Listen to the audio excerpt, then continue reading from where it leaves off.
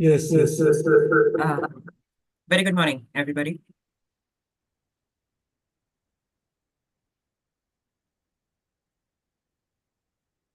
Lemon is it? Oh, am I audible?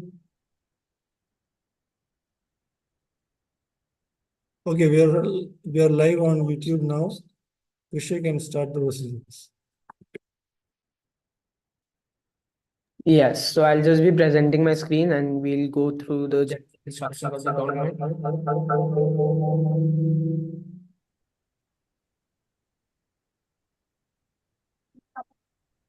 Uh, Everyone can see my screen.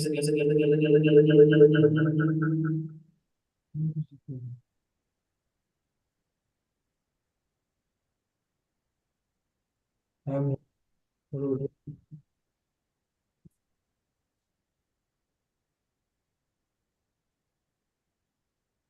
wait, I'm live.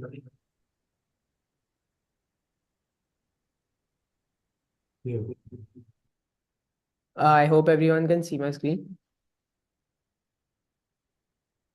Yes. Yes. So, as you can see, there are four general instructions of the tournament. The first one is that all participants will be co-hosts of the meeting so that they can share the screen. Once all the participants are sharing the screen, it's imperative that one mutes when they are not speaking and one can unmute whenever they have to speak or whenever they have to raise a point. The stop clock will be seen through my screen, which will be presented behind. It will be enlarged so that everyone can see the stopwatch whenever they're presenting and they have a hold of the time that they are taking. Uh, I'll be there to guide the speakers according to the schedule, which I'll be presenting below. So as we know, the tournament is split into three stages. The first stage, and in these three stages, we have three problems that we'll be going through. The first one is the rigid ramp walker, and the reporter of this problem is Pranav Thiagarajan. The second problem is the pumping straw, and the reporter of this problem is Chayanika. And the third problem is the droplet microscope, and the reporter of this problem is Bhanav. Followed by the reporting, we also have the opponents and the reviewer of each of the problems as it can be seen below in the table. We hope to finish the tournament as soon as possible, and based on depending on whether we have tired after each round, 5 to 10 minutes break will be given between each round so that everyone has a buffer period to relax or if they have to use the washroom or the loo. Once all the three stages are finished, I'll hand over the proceedings to Miss Madhurima and GY so that the results can be declared of the grand finale of the INYPT 2024. I think GY sir has already briefed everyone regarding the performance order in this stage, but I'll still go through this. So for each problem, the reporter will be given a time so that he can set up his presentation on the screen, and then I will set the timer to 12 minutes where he will get to present his report. Followed by that, the opponent will have 2 minutes to ask questions to the reporter and also answers of the and hear answers of the reporter. After that, 3 minutes will be given to the opponent so that he can prepare his opponent's speech. And then for 14 minutes, he will get to present his opposition. These 14 minutes will be divided into two halves. The first four halves will be where the opponent takes the floor and he speaks. And the remaining 10 minutes will be given for a panel discussion between the opponent and the reporter. Followed by, once the 14 minutes get finished, the opponent will have 1 minute to summarize the discussion that has taken place between the reporter and the opponent. And next 3 minutes will be the questions of the reviewer to both the reporter and the opponent. So the reviewer has to alternate between the reporter and the opponent and ask questions to them. Next 2 minutes will be given to the reviewer so that he can prepare his speech, his or her speech, and then the 4 minute the reviewer will get to speak. Followed by that, the reporter will get to make the final concluding remarks for 2 minutes, and then the juries will get 5 minutes to ask questions to all three of them. I hope this is clear.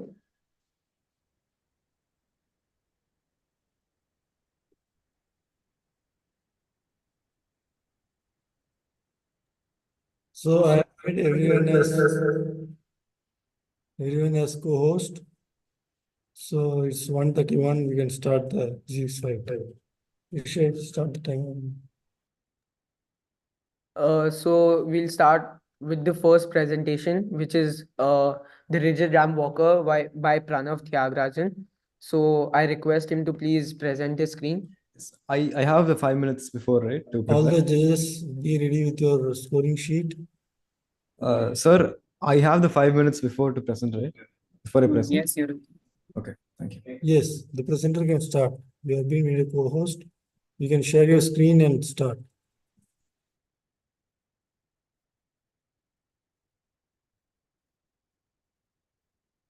Tell us when you're ready, Pranav, and then we'll start the timer.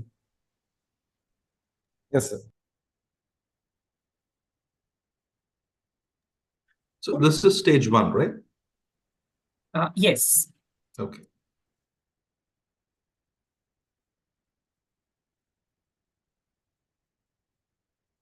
First comes the reporting, then the opposition, then the review.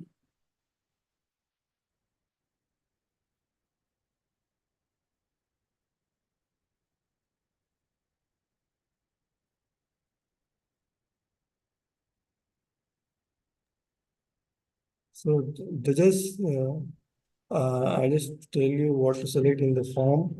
So you have to select checkbox the email so that it records your email ID. To include with your response. In the stage, you select stage 1. You are in stage 1. Then select your name in the jury. So I'm selecting my name and click on the next button. And now you are seeing the rubric for presentation of the report. So you have to fill all of these, and it says 12 minutes duration. So as we go with the stage, it will shift. Thanks.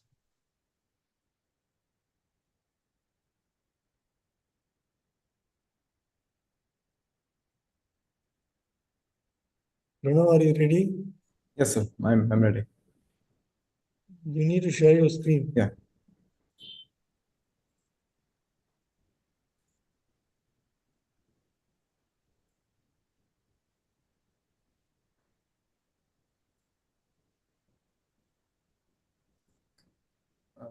Is my screen seen?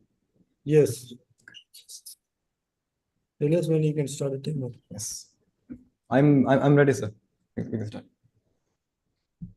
Good afternoon, everyone. I am Pranav Tyagarajan.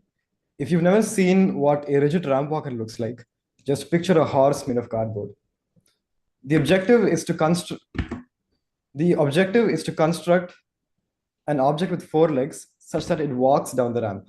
I have to find and prove what the terminal velocity depends on. The assumption I have formed is that the terminal velocity is directly proportional to the angle of the incline.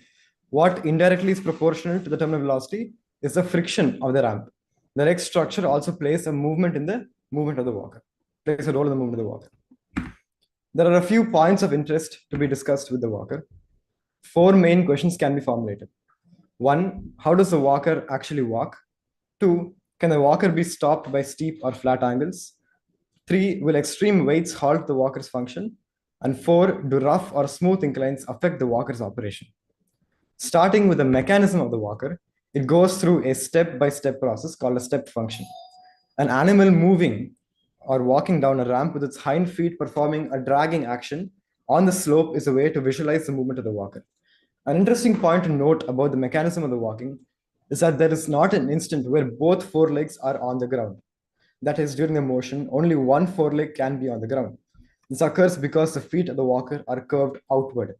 To explain more about the walking, it is necessary to go into the leg's geometry and structure, as well as the step function in more detail. The curvature at the base of the feet is the determining factor for the walker's movement.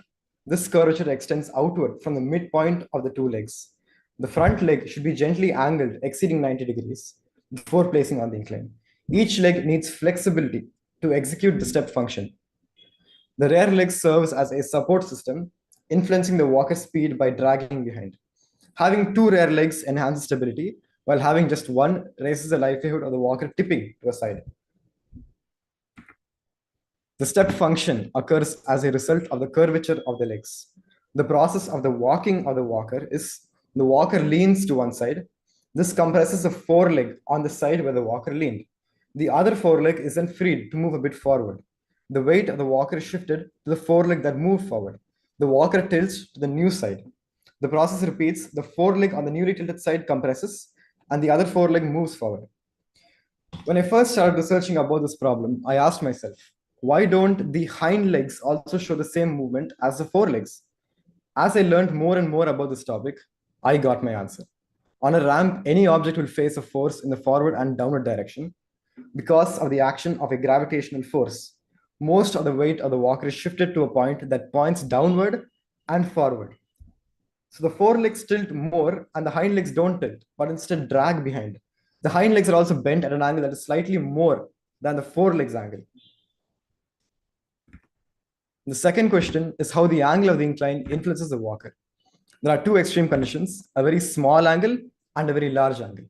There is a certain lower limit of the incline to prevent the walker from walking. When the ramp is inclined at an angle of tan inverse of mu or lower, the walker won't budge. Similarly, for a certain upper limit, the walker won't walk, but it falls down the ramp uncontrolled. This is called toppling. Anything above the tan inverse of the breadth of the walker divided by the height of the walker will make the walker walk. The unit of the height and the breadth must be the same. An important note, the height of the walker is measured from the bottommost point of one of the legs to the body. The breadth is measured from one front leg to the leg directly behind it. The next question is if the movement of the walker is affected by mass. In all the derivations explained for the rigid ramp walker, all of them are independent of mass. As long as there are no changes in the environment, the dimensions of the walker and identical center of mass and gravity is present, mass is not a factor to be considered. Our final question is if the friction of the incline affects the walker's operation. Once again, there would be two extreme conditions, a very rough incline and a very smooth incline. The rough incline is where the friction of the incline is considerably rough. For the walker to move, enough force parallel to the incline must exceed the opposing friction. There is also the possibility of the walker toppling, just like anything with a rubber-based toppling when applied with the force on the top. On a smooth slope, the walker slides without control, increasing the risk of falls due to the absence of a regulated movement. At a specific angle, the walker can be in motion, but it won't exhibit a true walking action. On smooth slopes, all four of the ramp walker's legs will maintain contact with the ground as it slides downwards. This is essentially the base of the experimental proof that we will shortly see.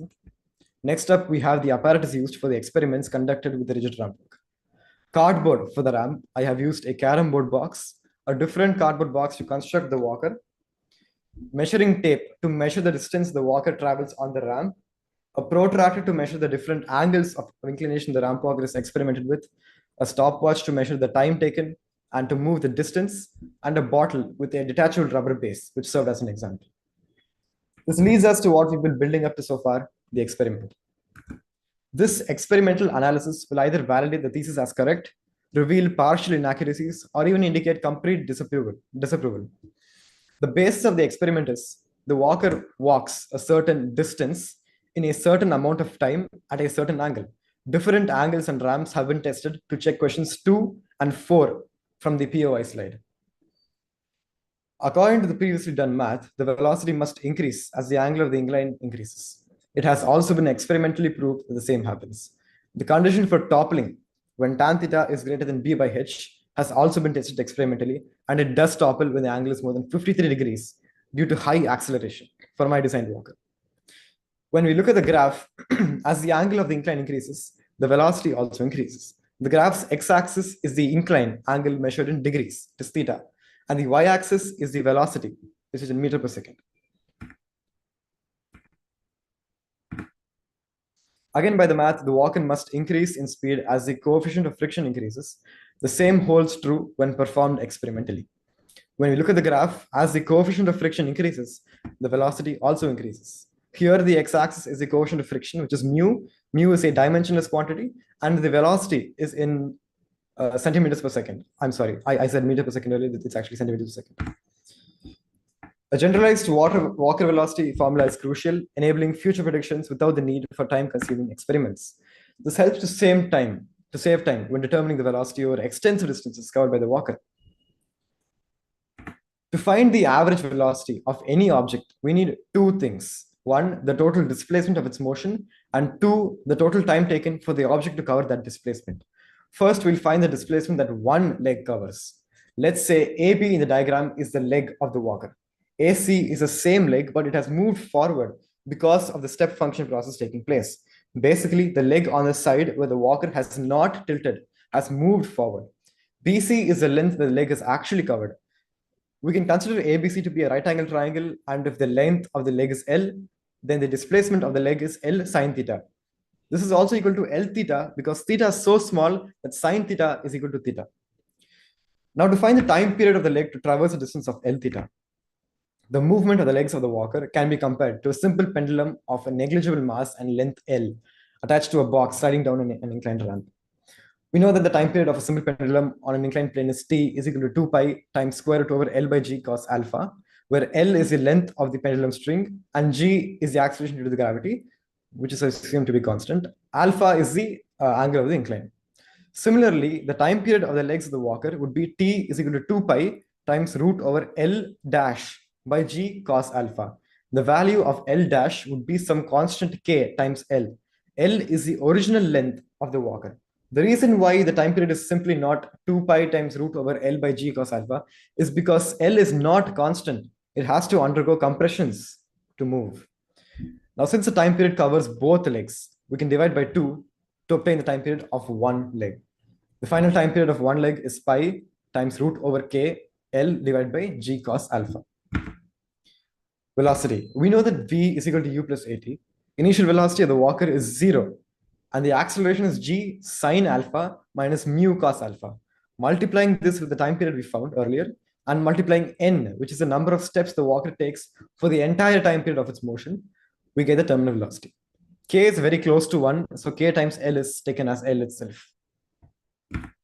Finally, we shall verify our earlier made thesis. The velocity being directly proportional to the inclination is true. Velocity is not indirectly proportional to the friction of the walker as it aids to its movement. We have experimentally seen that a higher coefficient of friction increases the velocity. The structure of the legs play a massive role in the movement as it is the one that even makes it walk. So this is also proven to be true. In our study of the rigid ramp walker, we've looked deeply into how it moves. We found things like torque, balance, and how different forces working together are really important. Our research has helped us understand the basic ideas that control how the walker moves. The end. Thank you.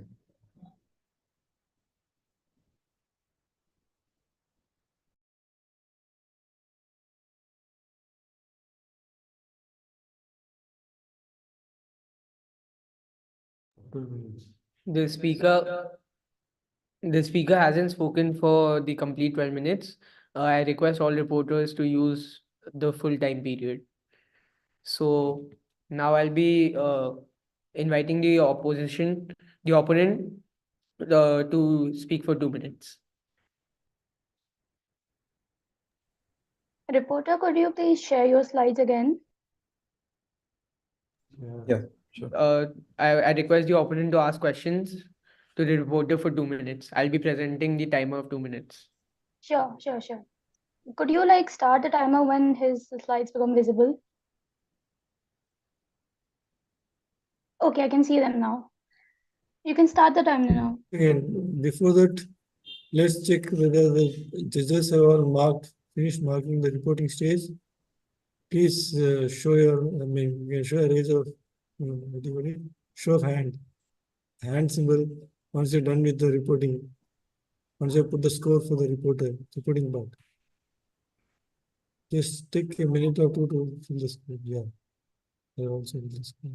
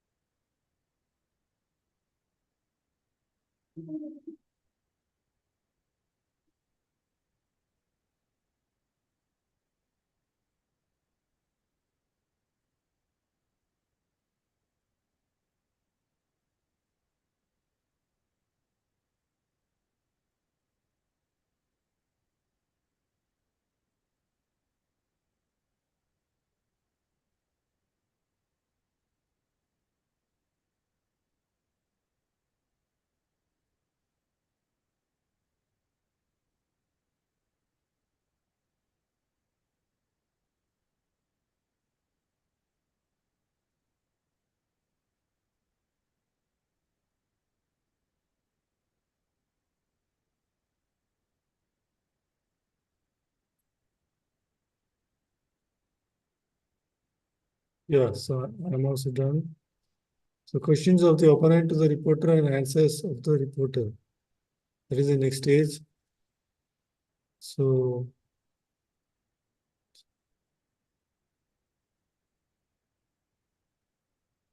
Vishay, you can start the timer. Bhana, are you ready? Who is the opponent? Yeah, I'm the Chayanika, I opponent. suppose. Chayanika.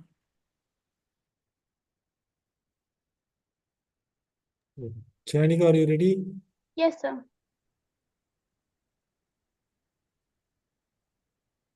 Chanika, please unmute. Sir, I have unmuted my mic. Yeah, so are you ready? Yes, sir. I will ask questions to the reporter now. Yeah, start the timer. Okay, so reporter, could you please go to question number 3 of point of interest? Yes. So, like, what do you mean by identical center of mass? So every object has a center of mass, obviously. It's where it's Yeah. perfectly balanced. So Yeah. for this walker, the center of mass is somewhere over here. Yeah. So as long as this does not change, then Like mass would be irrelevant in all the derivations. the distance of the center of mass from the incline, like from the base, or like Yes. what? No, center of mass is Okay. it's a point on an object. We can move on. So, could you please show this slide where you have derived the like pendulum time period? Please be a bit quick.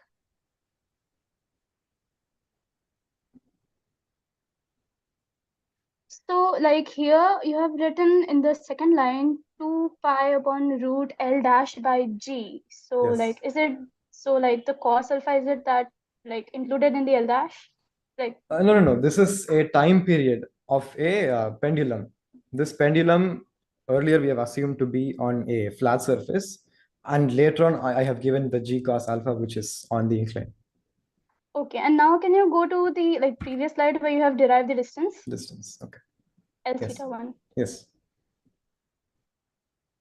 Yeah, so here, like, you're assuming that it is undergoing SHM. So, like, what is the mean position of the SHM? Where have you assumed that it's SHM? Like, it is undergoing pendulum motion, which is SHM, Okay. simple harmonic motion, right? Okay. So it is not exactly the same as a pendulum motion because the leg isn't springing back and then here. So it is not having four steps, exact steps as the same way a pendulum would go. Okay, I think the time is over now. Yeah, I'll give you 3 minutes to prepare your opening speech and then we'll have the discussion.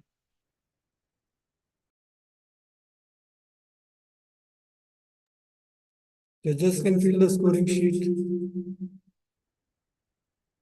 of this part where the opponent asks questions.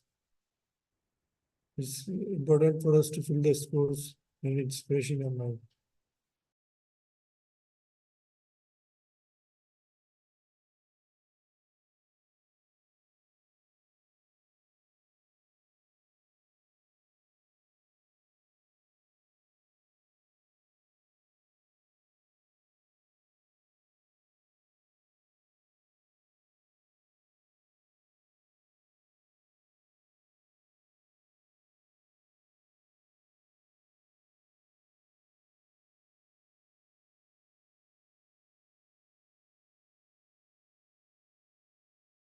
So judges, now I hope we are on the opposition speech part of the scoring rubric.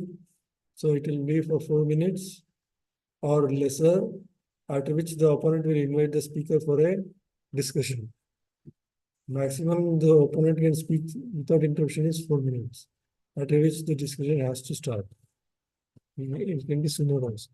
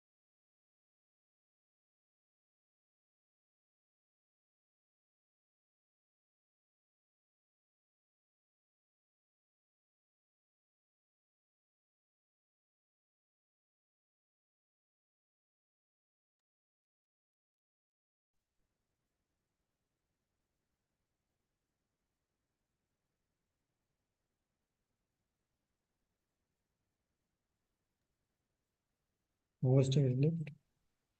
1 minute. 45. Okay, so almost 45 seconds are left for Okay. the opponent. Timer is on. Krishay will tell you when the time is up for the preparation. Approximately 30 seconds are left for 3 minutes to get over, after which Chayanika will take on the stage to oppose.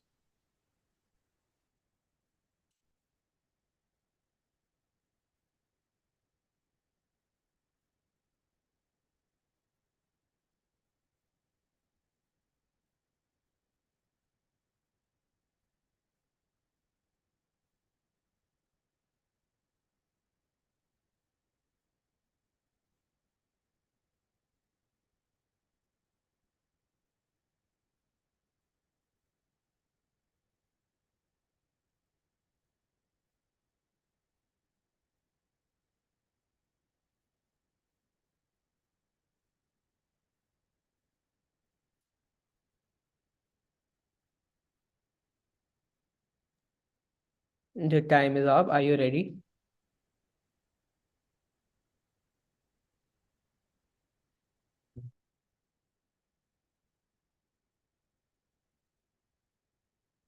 Chayanika, are you ready?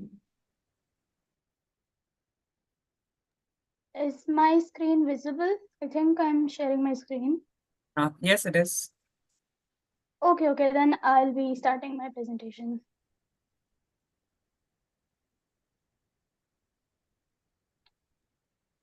Hello. Hello.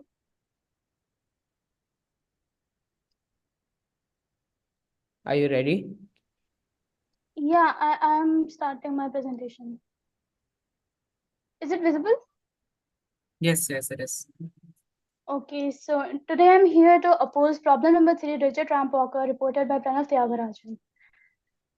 So this is the problem statement as has been stated earlier. Now, the task to be fulfilled in an ideal report would be construction of a rigid ramp walker, analysis of its motion, exploration of all the parameters that can affect its velocity and other factors, exploration of the geometry of the ramp walker and other relevant parameters such as angle of incline, coefficient of friction, etc., and derivation of a good mathematical explanation to the motion. Overall, the report was phenomenal. Firstly, the reporter provided a thesis and then he explained the phenomena using FBD and by balancing forces and torque of the walker. And then he varied two parameters, mainly the angle of incline and coefficient of friction and the mathematical explanation. So he included a mathematical expression for the terminal velocity. So now let us look at his phenomena explanation. So first of all, he provided a good free body diagram to visualize the problem easily. He also gave an ample explanation of the step movement of the walker and explained the importance of curvature of the legs. Also, the movements of the legs have been discussed thoroughly. Now let us look at the areas of improvement. First of all, the reporter has not included factors such as shape of the walker or breadth, which I think might be affecting the terminal velocity. Also, the FBD has been made with respect to only the center of mass of the walker, but I think that an FBD for every separate element of the walker should have been made, like for every leg. Also, there is a wobbling of the walker, that is sideways oscillation of the walker when it comes down. It has also been demonstrated by the reporter, but no qualitative explanation has been provided for this. Now let us look at the experiment. The experimental setup was explained in detail. 10 trials were taken, which is very appreciable, and graphs were drawn. I think more variations in the angle and coefficient of friction could have been included because he only took three data points on each of them. Also, geometrical parameters such as shape, breadth, leg length, etc. could have been varied. Comparison of experiment and theory is lacking. Also, since 10 trials were taken, error bars could have been introduced in the graph, and error analysis and deviation graph is lacking. Now, let us look at the mathematical model. So, the reporter has derived the distance covered by using small angle approximation, and the reporter has actually assumed the motion of one leg to be a simple harmonic motion, since he has said that it is similar to the pendulum and also has used the time periods of the pendulum. However, I think that there are some errors in the derivation of the velocity formula. For example, the assumption of SHM has not been stated and the mean position has not been stated. Also, terminal velocity will arrive according to the problem statement, but the factors regarding the terminal velocity, for example, drag, etc., has not been included in any of his slides. And also there are 3 normals acting on each of the legs. One is in the air. So I think torque balance should include all of those 3 because the position of each of the normal is different and therefore the lever arm is different. And the time period formula is based on the moment of inertia of an object. And the moment of inertia for a rod is ml square by 3, while for a pendulum it is ml square. So the velocity formula, I think, is at least deviating by a factor of root 3. Now, I would like to suggest a few improvements. First, for example, the factors such as mass, shape, breadth, leg length can also be varied by using convenient 3D printed ramps. The material of the ramp walker can be investigated upon since the material will affect the coefficient of friction. Also, there could have been modeling of the sideways rocking of the walker and how to minimize the sideways rocking of the walker.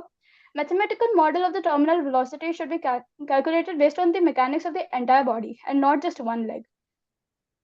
Because I think that the reporter has provided a general formula of the velocity and not the terminal velocity. The terminal velocity is supposed to be a constant that the walker will arrive after walking for a long time when the forces will work. Panel discussion to begin between the opponent and the reporter. Okay, fine. Thank you.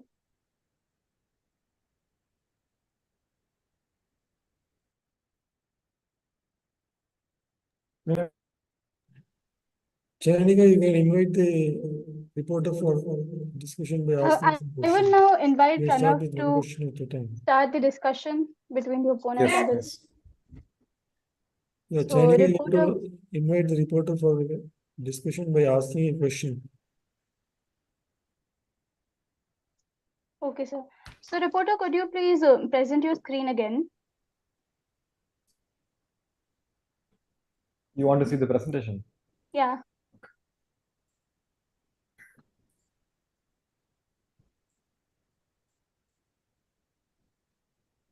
Could you please go to the place where you have varied the coefficient of friction?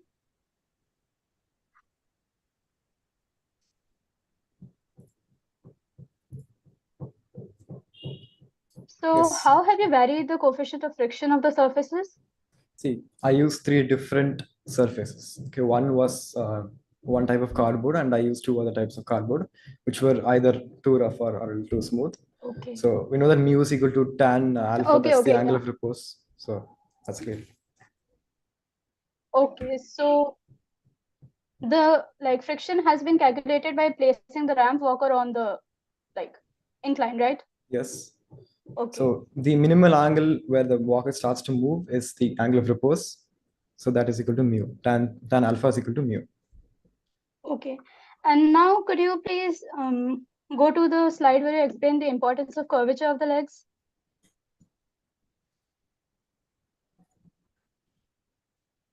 Yes. So what do you think will be the effect if we increase the radius of curvature of the curvature that you have infused in the legs? Okay.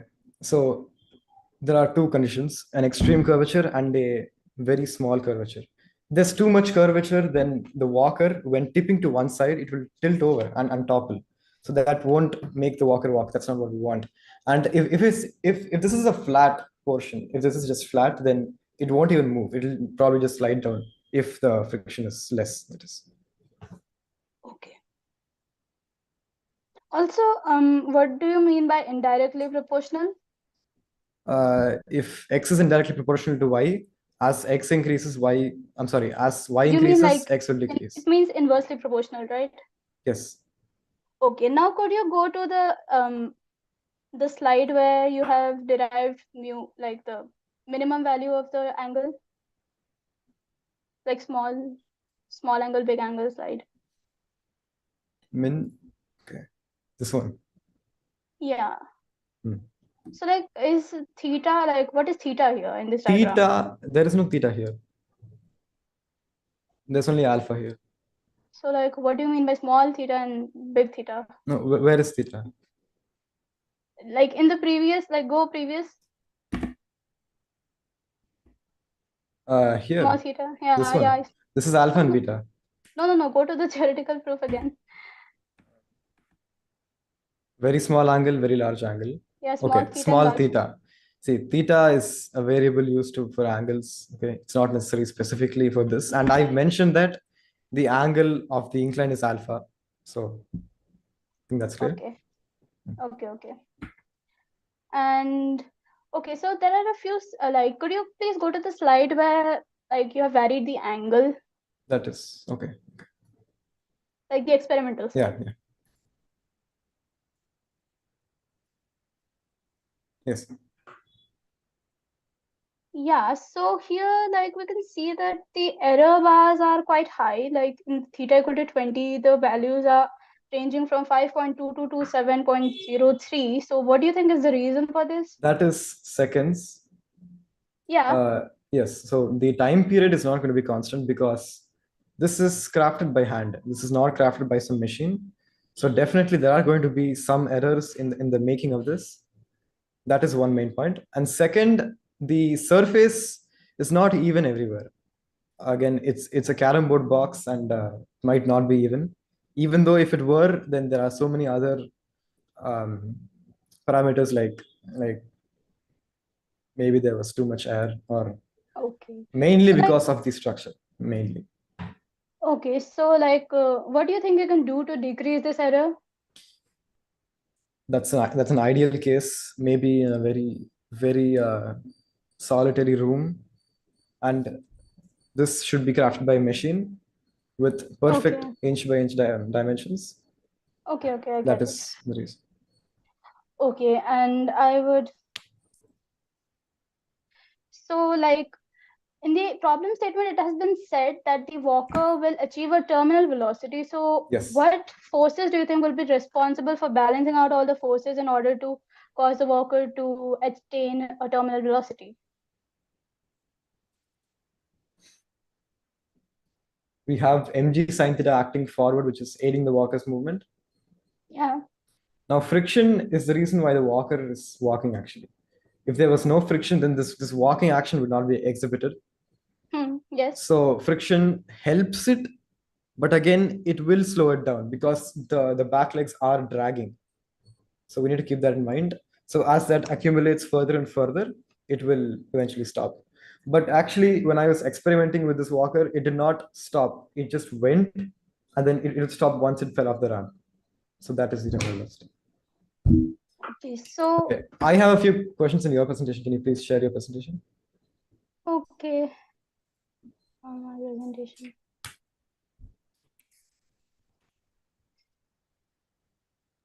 Sorry to interrupt, but the reporter cannot ask questions to the opponent. Oh, okay. Really? Okay. Oh, We mean not in a direct way. If I you have thought that any I was doubts, allowed to just, defend my report. I think I asked Nyaneshwaran, sir. defend at the point when the opponent is presenting his views. At that point, you can Oh, interrupt him and continue defending. Now actually, the jury is going to evaluate the opponent on how well the opponent is utilizing the time, Yeah. okay. the reporter's work. Sorry Okay, for so confusion. to the reporter, I would like to ask that despite of using the pendulum times, like the time period of the pendulum's formula, why do you think that the motion is not an SHM? I'm not saying it's not an SHM. It is almost an SHM. It isn't exactly an SHM, and it's not an SHM. A pendulum movement, it will be divided into four steps. One is the mean position. Then we have one extreme, and then back to the mean, and then to the other extreme, and back to the mean. That's 4 steps. But then for the walker's leg, this suppose is the mean position. It is going to go forward. This is one extreme, and then it kind of stays there. So now this leg compresses. That is the step function explanation. And the other leg, which is the left leg, is going to move forward. Okay. Now, could you please, like, have you collected any data for the minimum angle and maximum angle of inclination? Yes, that is mu, which is the angle of repose, tan alpha is equal to mu, where it No, is like you 20. said that you had experimentally verified the minimum and maximum angle. So is there any data Yes. of it? Yes, Like, that what is it? is the mu. Mu is equal to tan alpha, and the minimum angle where this starts to walk is 20 degrees, which is mu. Here, Okay. I think it's, yeah, mu is Now, 0.36. There you go. I would also like to ask one question for regarding the experiment. So, like, how did you like confirm that the entire velocity of the walker is along the like incline and not any of it has any like horizontal component. Like you get what I mean, right? How will it have a horizontal component? Like it is possible Where- now. where will Wait it a have? second. Where It will is it have possible now horizontal? that this is the ramp walker and it is actually going like this and not like not I like actually can't along see the- your video. I'm not sure what you are demonstrating. Hello. Can you please put that to words? No, I'm saying like there is like your ramp is like a sheet. So it has Okay. an X and it has a Y. Okay. Y is along the sheet and Yes. X is along the horizontal, like Yes. Okay. you get it, right? So Yes, how do yes. you how did you ensure that its velocity, none of its velocity is going to the horizontal direction? Okay. The Because I free think that body is a diagram of this walker, mg is going to be acting downward, vertically downward. The yes. component which is parallel to the incline, which is at an angle to the horizontal, it is not parallel. That is the velocity which is going along it, which is mg sine theta. Mg cos theta will be acting perpendicular and in the opposite direction of the normal force. Okay, okay. Now could you go to the like the free body diagram again? Like this is one last question. Okay. This one? Um, Sorry to interrupt again, but the time is over. You said that were judges. okay. I would give the judges the time to tabulate the scores, and then I would request Chayanika to review the speech for 1 minute to review the opposition.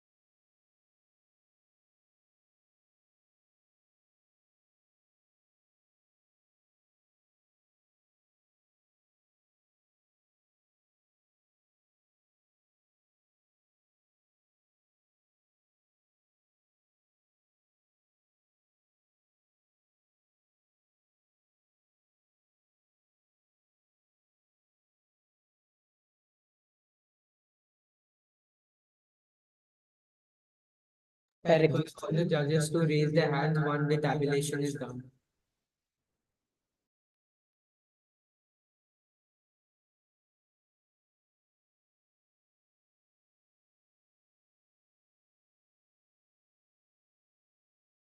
I think everyone is done. I request Chayanika to begin with the reviewing of the opposition speech.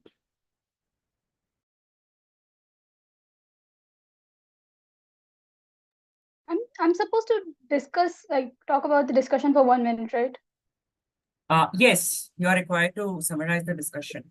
Okay, so throughout the discussion, we talked about which forces cause the walker to attain a terminal velocity and what might affect if the curvature of the legs is increased, and how the coefficient of friction was measured, and how the walker's legs movements is similar and different to SHM, and how it was ensured that none of the walker's velocity goes in the horizontal direction, and what may be the causes of high error bars.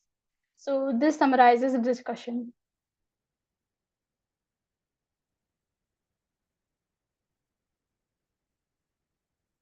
Is that all? Oh, yeah. Yeah. Can you please utilize the full time? Okay, fine. So, firstly, like You can the mention about the conclusions which you have reached from your discussion. okay. What you agreed and So according to the discussion to the first question, the reporter said that the terminal velocity is reached by the dragging of the hind legs. However, I think that the hind legs also undergoes oscillation and that the dragging is caused, like the terminal velocity is reached both because of the dragging of the hind legs and air drag and other factors like that. And also, I think that the legs are undergoing SHM and the oscillations are actually damped because of friction and other factors, but it is not very different from SHM. Like, Your time is over. The okay. next stage is the questions of the reviewer to the reporter and the opponent and answers to the questions. For this, 3 minutes will be given. so reviewer, are you ready? Yes, sir. Reviewer is Bhana. Bhana, Yes, are you sir. ready? Yes, sir. Can I start? So remember, you have to alternate your questions between reporter and opponent and utilize the full time available for you. Okay. Yes, sir. Also ensure that the questions asked are brief. Okay, sir. Sure.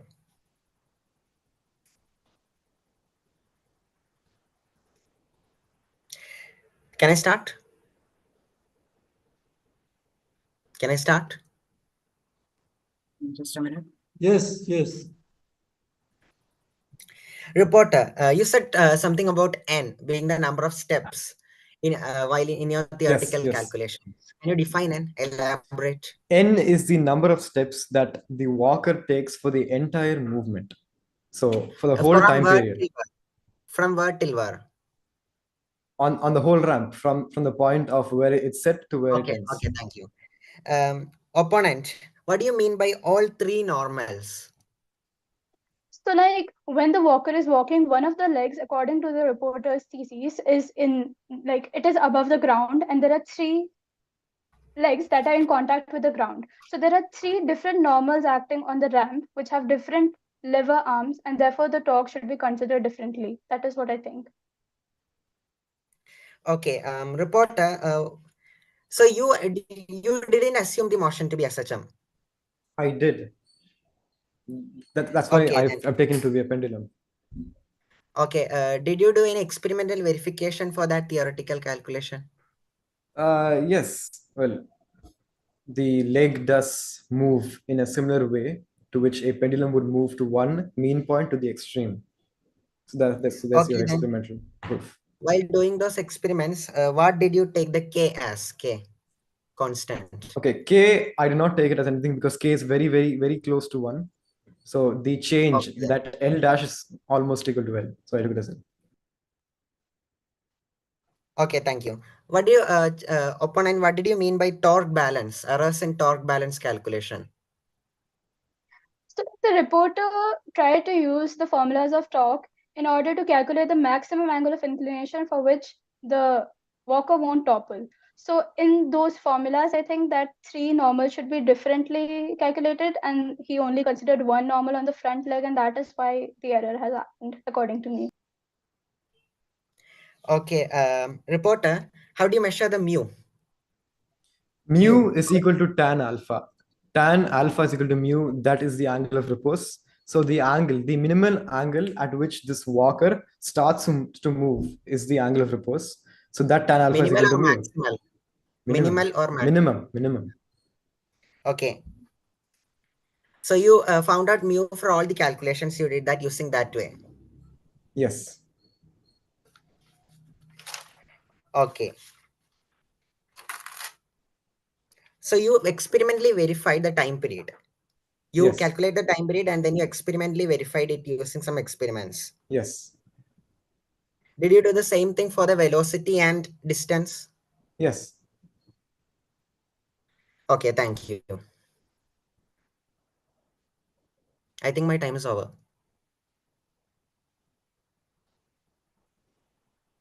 Yes. Any time to tomorrow.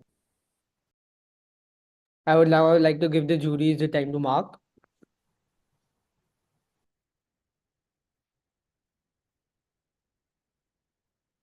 In the meantime, I would like to start this timer of 2 minutes so that the reviewer gets the time to prepare.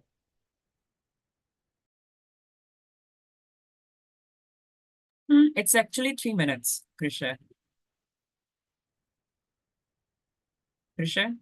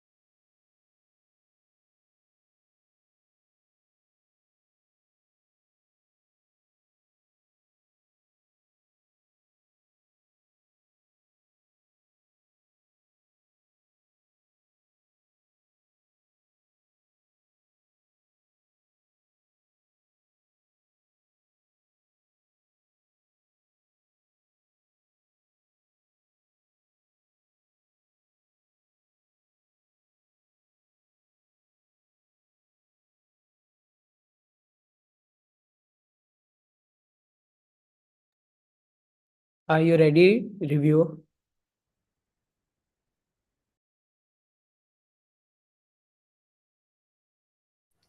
Yes, sir.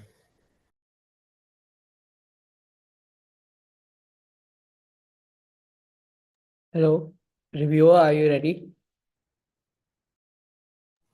Yes, sir, I am ready. You would Can I get, share my screen? yeah, you would get 4 minutes to take the floor. Okay.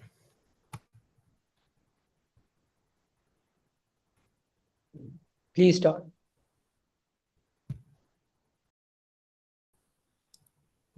Yeah.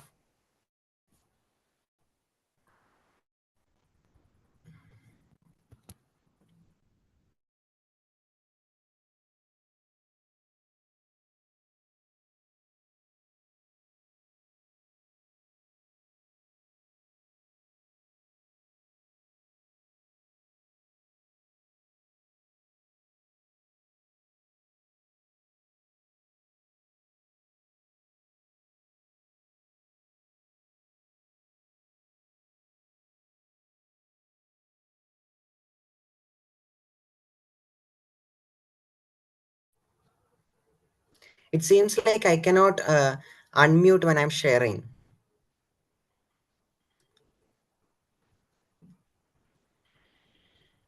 One minute.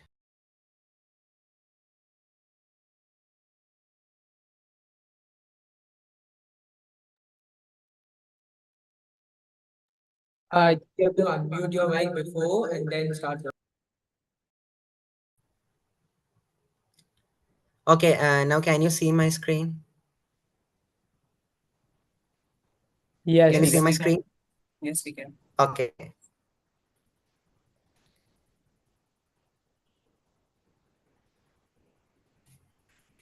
Good afternoon. Physics review by Bhanav regarding rigid ramp walker report by Pranav and its opposition by Chayanika. One of the main points was that the reporter didn't vary the angle of backlight. The angle of the role of the angle of the backlight was not verified. It was not that much explained in the presentation. There was not enough data points. The reporter only took 3 data points for the entire for each correlation. 3 data points is not enough to make a conclusion about the relationship between two things. We cannot understand if it's linear or if it's parabolic or if it's some sort of complex system. More data points would yield a more accurate result. Now there were some problems with finding the velocity. The average velocity was found by the reporter when he was doing these calculations. The average velocity might not yield the correct results because the walker accelerates for a short period of time before attaining the terminal velocity. Using the final velocity will be better. Now opponent has failed to mention this point. Now, the correlation between velocity and mu. It was said that friction was directly proportional to velocity, but the reason was not that clear. And because there were only 3 data points, we cannot be sure if that's the entire reason.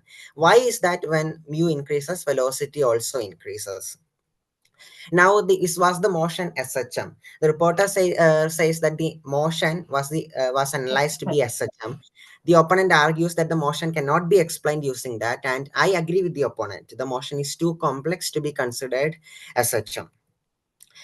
Now, uh, the reporter calls the function step function. Now, step function, I think it's a well-known mathematical function, and naming that was a bit confusing. Various research papers regarding this rigid ramp walker has already given it a name, stride function, and I think it would be better if we use the scientific term.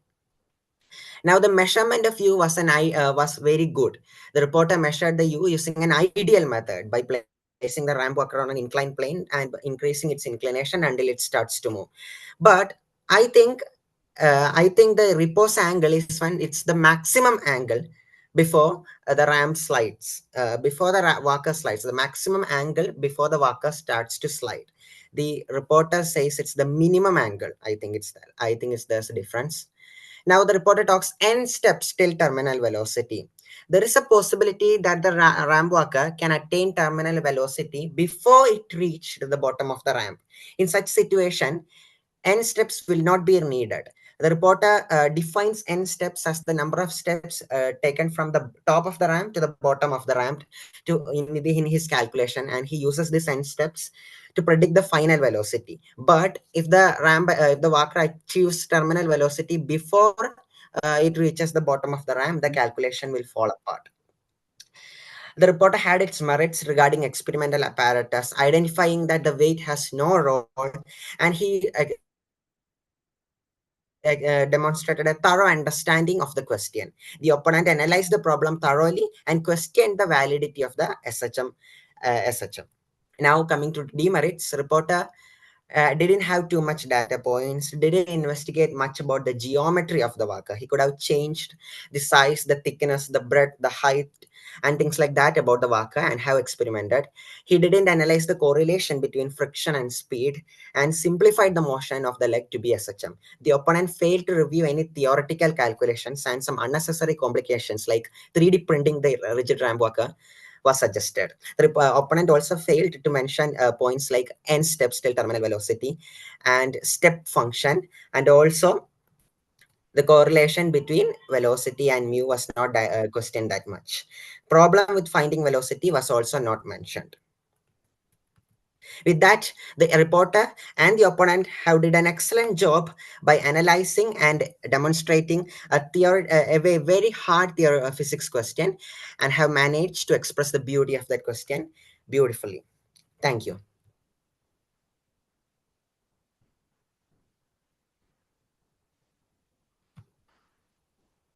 There's still 24 seconds left. If you'd like to tell anything else regarding the problem, you can use that time.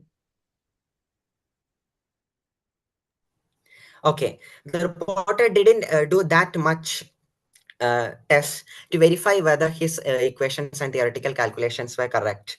He didn't provide us with any data that says so.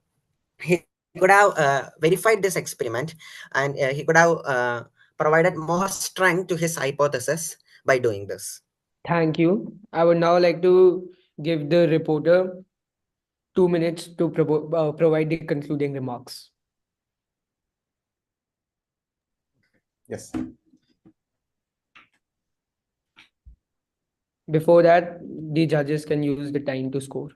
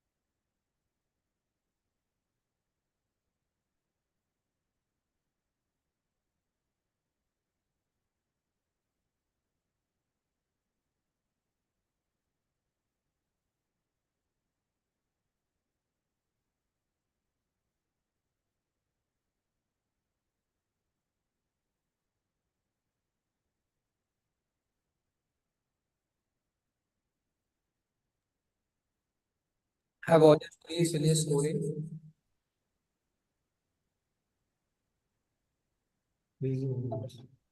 All the judges must raise your hands. Your place is full.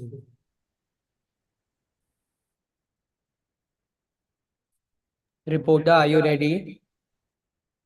Yes, yes. You can start. So these are my overall remarks about the opposition, the reviewal, and my presentation. So first of all, the angle of the back leg is almost similar to the angle of the front leg. There's just a slight deviation. Now, 3 data points are actually enough because 20 degrees, 25 degrees, and 30 degrees is sufficient to make a graph and to find the relation. And then as mu increases, the velocity will again increase. So that's there. The angle increases, the velocity increases. Now, the motion of the legs, I still think that it is an SHM. And it is minimum angle for the angle of repose, not the maximum angle. So the end steps before the walker stops movement, that is actually N. And mostly the walker does go until the end of the ramp. And in all the experiments I have done, the walker has gone till the end of the ramp. So N steps is considered to be that. And overall, the opposition was well presented, and the review was also well presented. So now this rigid ramp walker, it is a very complex object. Again, like the reviewer said that 3D printing would be an unnecessary complication. I agree with that. 3D printing of this material might not exactly be beneficial to finding the terminal velocity, as it is an unnecessary complication. And cardboard is by far, in my opinion, the best object, the best surface and material to make this particular construction.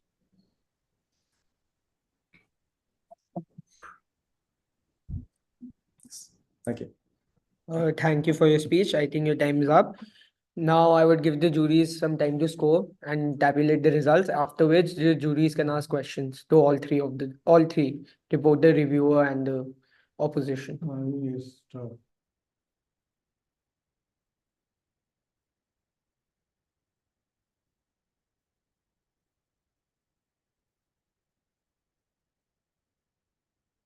Judges, anyone can ask the questions.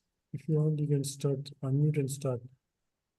Our goal is to ask at least one question to reporter, then opponent, then reviewer, and if we have time left, we can repeat the process. And different judges can ask a question. Uh, So anybody can start. Can I ask a question to the reporter, please? We have to unmute. Yeah, I am unmuted. Can you hear me? Because I'm on unmute. I can hear you. I can hear you. No, I can hear. Fine, nice. Reporter, you said that cardboard was the best material. Well, the title says it's a rigid walker. Yes. Can you define what you mean by rigid and how cardboard is the ideal material? Okay. So, ma'am, I think what you have an idea of rigid or anyone would have is for it to be rigid, to be still. So maybe wood could be a possible option, pure wood. So wood, it won't be flexible. This object, it walks on flexibility. This bending of the legs is very important for the walker to actually move because it has to tilt from side to side. So this flexibility is what the rigidity we can say. Again, it is not exactly rigidity because if it were to be rigid, it could just slide down the ramp and not perform this beautiful operation of walking. Thank you.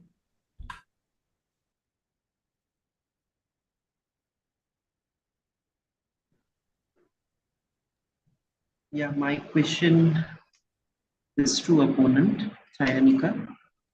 What could be the advantages of 3D printed legs in this context? So I think that like the ramp walker that he has made is out of cardboard, and you cannot really rely on commercial cardboard to have uniform density and thickness and all of that. But 3D printing can assure that, and it will lead to like less error. I think that.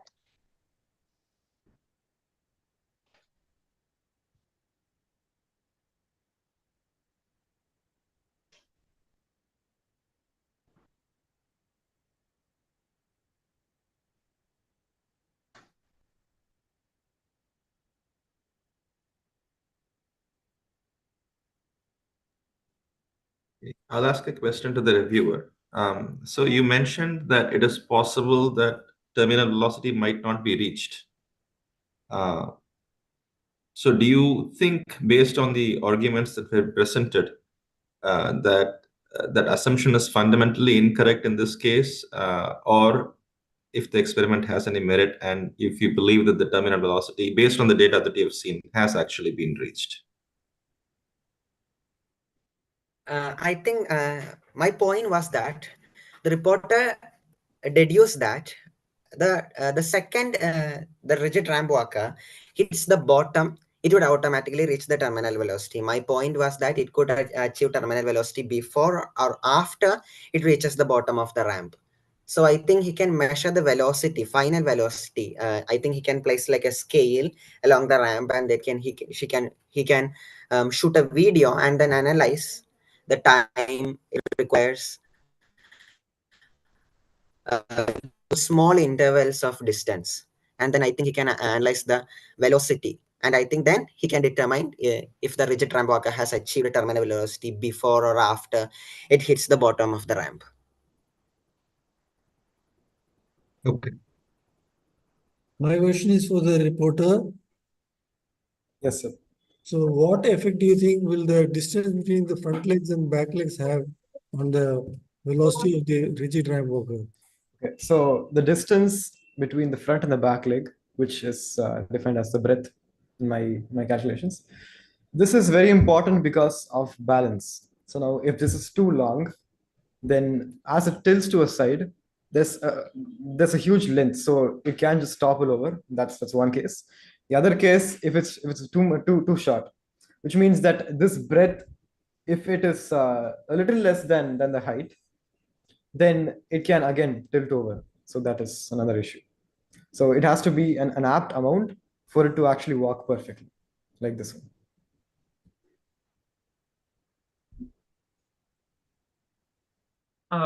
May I to ask a question to the reporter, please? Yes. Okay, so you showed a graph of the variation of theta with respect to velocity, Yes. right? Yes. You mentioned that these two quantities are linearly proportional, right? Yes. And you took 3 data points, right? Yes. 30, 45, and 60. Yes. What we see is the line is not linear. True. I don't think that there is a linear relationship because True. you see the difference between 30 and 45 is greater than the difference between 45 and 60. So could you account for a valid explanation as to why this is so? I'm sorry, And why 30 is it and not linear? 45. Can you explain See your more? graph once again. Yeah, 20, 25, and 30. 20, 25, and 30. Okay. So for my walker, like I mentioned in my speech, in the 12 minutes, this toppled when it was 53 degrees, when the angle was 53 degrees. So you can only imagine that the velocity becomes too large. And then if it were to be linear, perfectly linear, then they shouldn't topple at all. They should keep on going as and until the practically the angle is a little less than 90, but that's not going to happen. So here 53 is the limit for toppling. That is what we know. By limit, I mean that is when the walker topples. So it will continuously decrease like small amounts per data point by 20, 25, and 30, and so on and on until 53. So this has to do with the terminal velocity reached at a further point of time, right? Yes. And therefore, the statement you mentioned that these two quantities, the theta and the velocity, are linearly proportional. Can we conclude by this discussion, which took place right now, that they are not linearly proportional? They are proportional, but the proportionality is not linear. Do you agree? Yes. Yes. Okay. Thank you. I think 5 minutes are over, so no more questions will be entertained. The juries can take time to tabulate the final scores.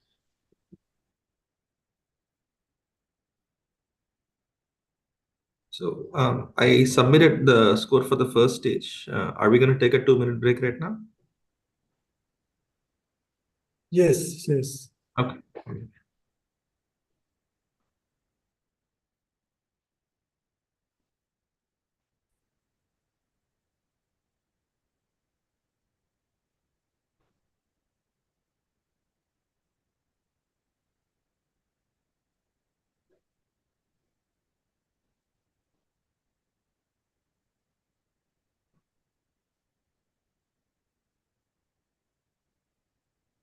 Mr. Gani, I submitted my scores as well.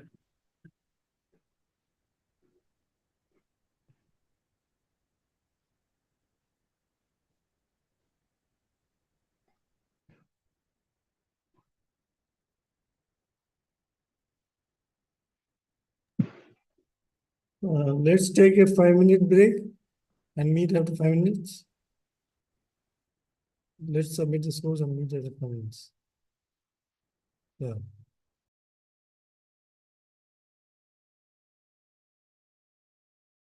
We will start at 2:50.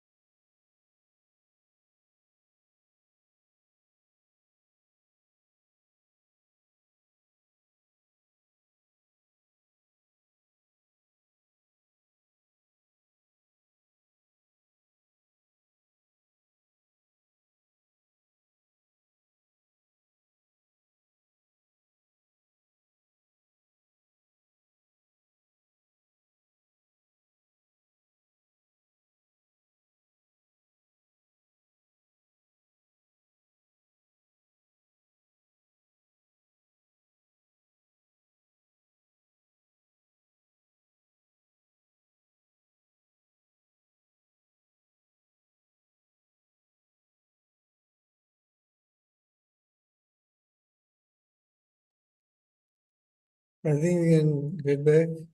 2 minutes left.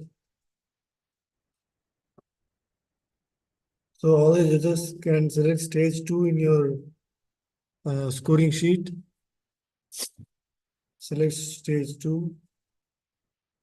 I have got the scores for the stage 1 and the total scores have been tabulated using the formulae.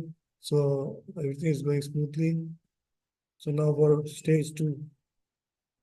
So once all the judges are back and the students are back, we can start.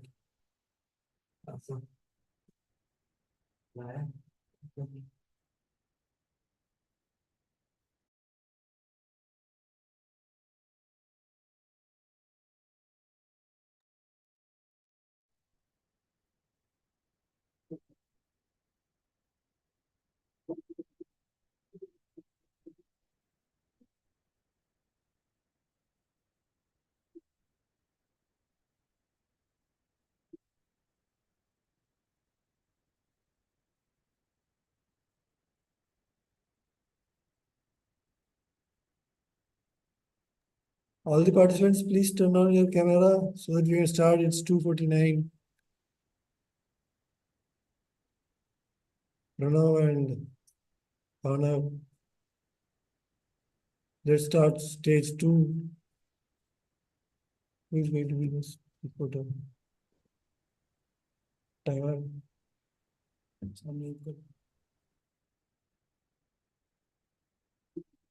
We are ready to begin with stage 2. So in stage 2, we have the problem as the pumping straw, and the reporter for this problem is Chayanika. So Chayanika, could you please present your screen?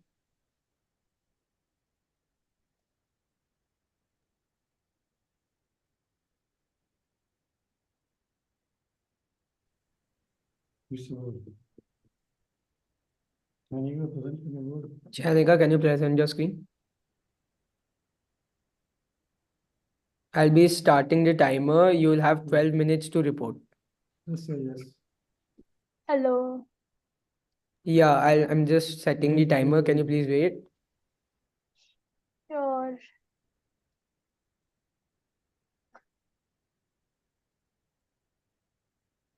Whenever you're ready, you can Just start. let me know when you start the timer, then I will start speaking. Yeah, I'm just starting the timer. Can I speak? Yes, you can begin. Okay. So hello everyone, I'm here to represent and report the problem number 11, pumping straw. So the problem statement of my problem is a simple water pump can be made using a straw shaped into a triangle and cut open at the vertices. When such a triangle is partially immersed in water with one of its vertices and rotates around its vertical axis, the water may flow up through the straw. Investigate how the geometry and other relevant parameters affect the pumping speed. And this is what the diagram of our problem looks like. So throughout the presentation, I'm going to talk about the problem, demonstration, explanation, mathematical presentation of the phenomena, graphical representation, prediction versus actual data, and error analysis and conclusion. So the setup of the problem consisted of the triangular pump itself, which was made up of plastic straw. The rotation of the pump was done using a motor of a specific angular speed, and the placement was done using a clamp stand. Our problem setup looks like this. So you can see the motor, the pump, and the clamp stand, which has been used to affix the motor vertically. So on turning on the motor, the pump rotates and water expels out, and the phenomena looks like this. So it forms a circular stream of water around the surface. Now, why does this happen? So when the pump is rotated, the water present in it gains an angular velocity, which generates a centrifugal pseudo-force on the water columns with respect to the pump, and thereby it gets accelerated in the radial direction. The gravity and atmospheric drag is not sufficient to balance this force, and therefore the water travels along the edges of the triangular pump and flows outwards.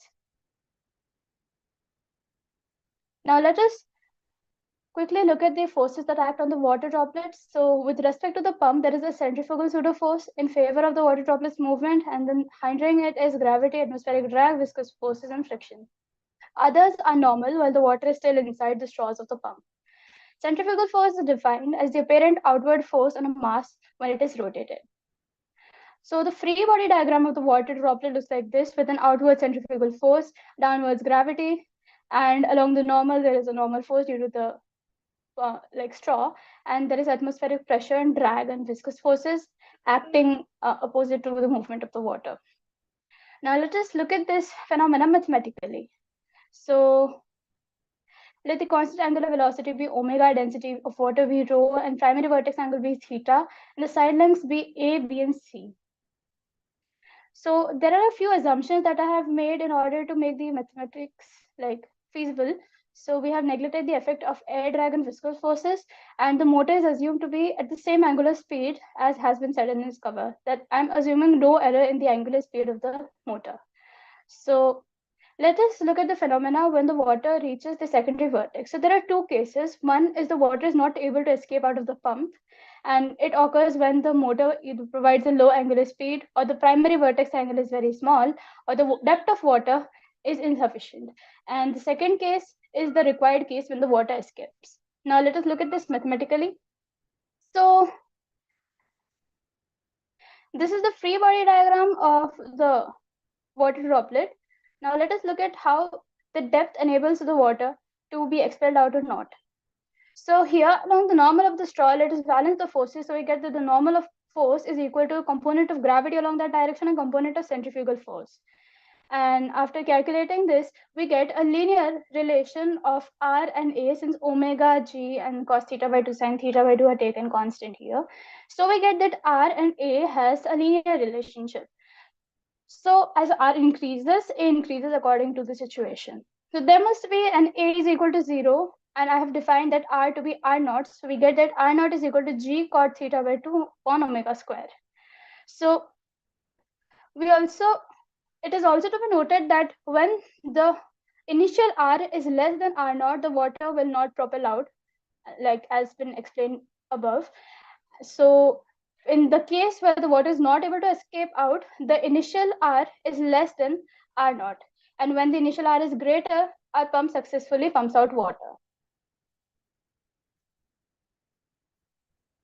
And now let us see how D, the depth, has a relation with it. So on replacing the values of d2 tan theta by 2 is equal to R naught, we get that d2 has to be greater than G cot square theta by 2 upon omega square.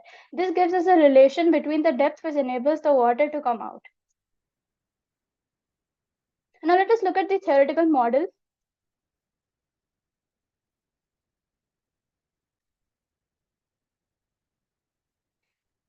So given the parameters, we can calculate the following parameters like h, cos theta by 2, sin theta by 2, and using these values, we can use projectile to calculate T and R. And on replacing these values in the general 2-degree projectile motion, we get that the trajectory of the water droplets is defined by this equation, where I haven't placed the value of u yet.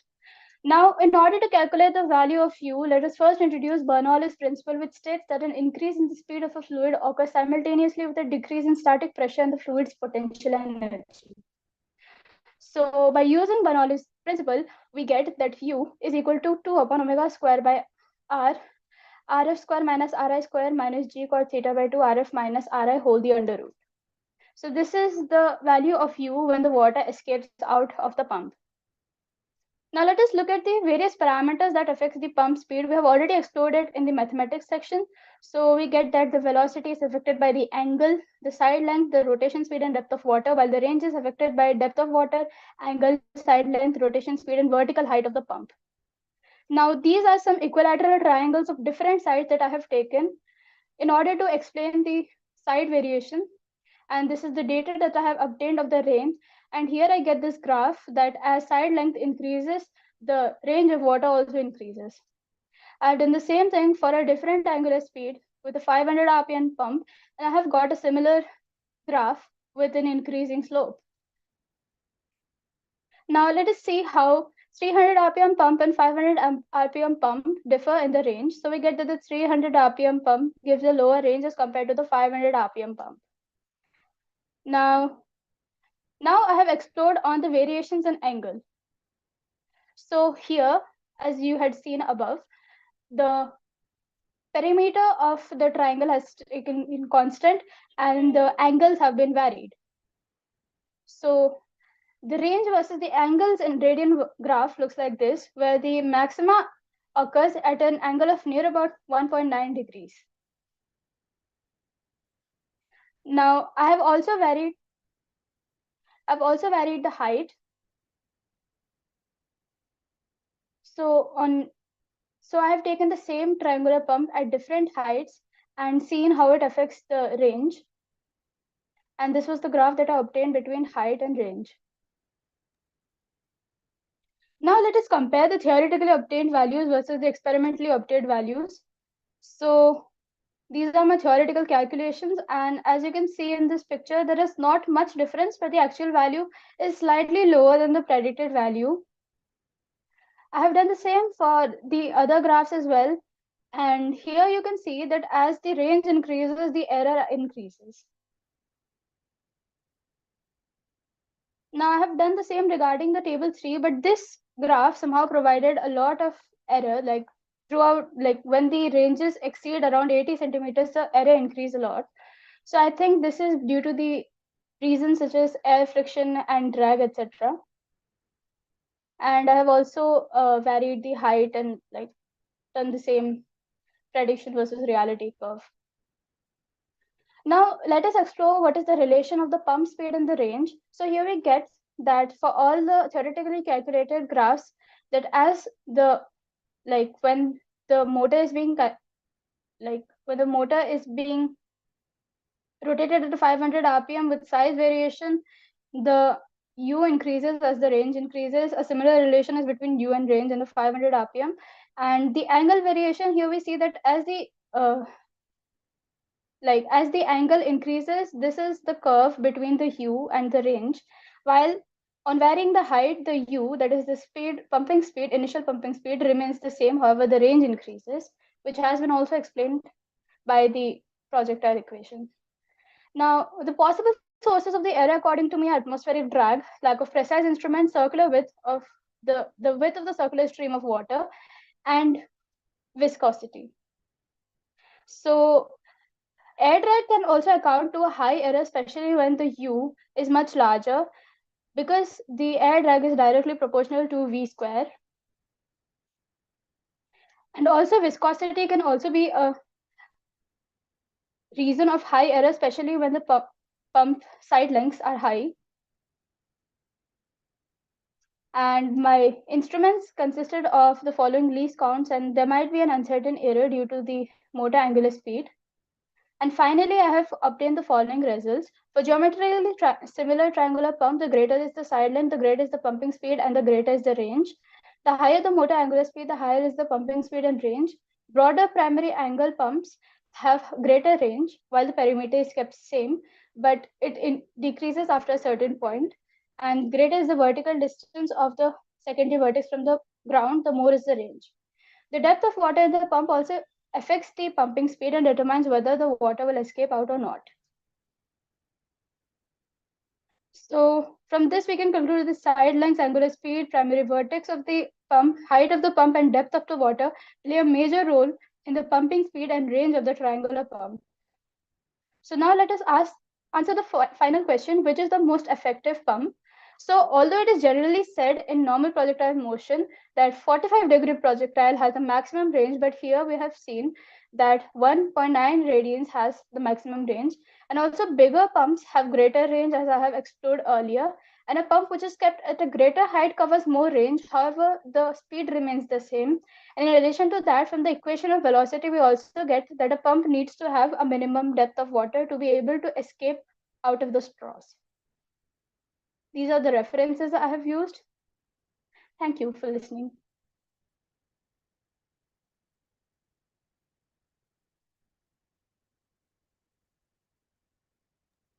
Thank you for your presentation. I would like to give the jury some time to tabulate the results.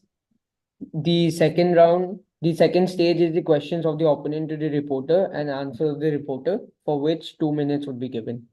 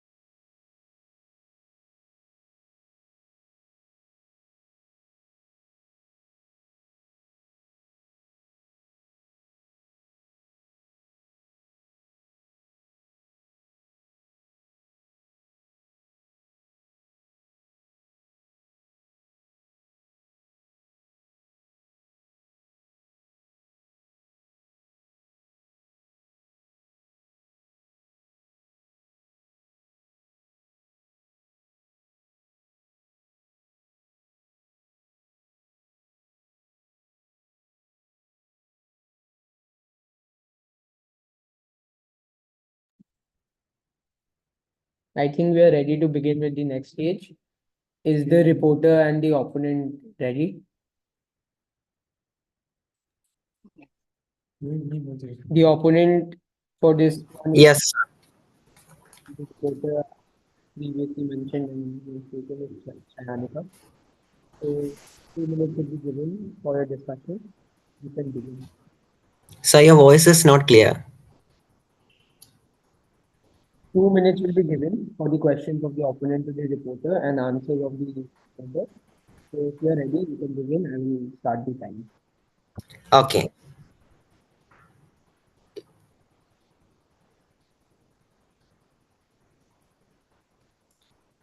Reporter, can you once again specify D1 and D2, those two lengths? Okay, I'm sharing my screen. You can see it there.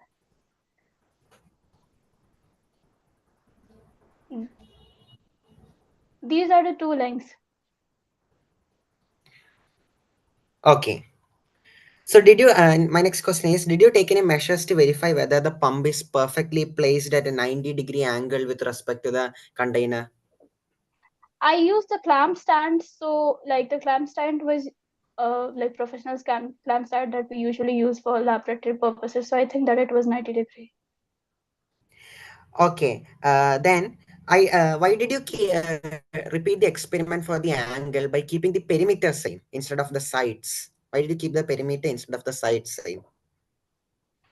So first of all, if you keep all three sides same, the angles will also be same. And also, the reason why I did this variation by keeping the perimeter constant is because if we ever have to implement it commercially, the price of the pump will depend on the side lengths, because the side length depends on the it tells us what the amount of material needs to prepare it is, right?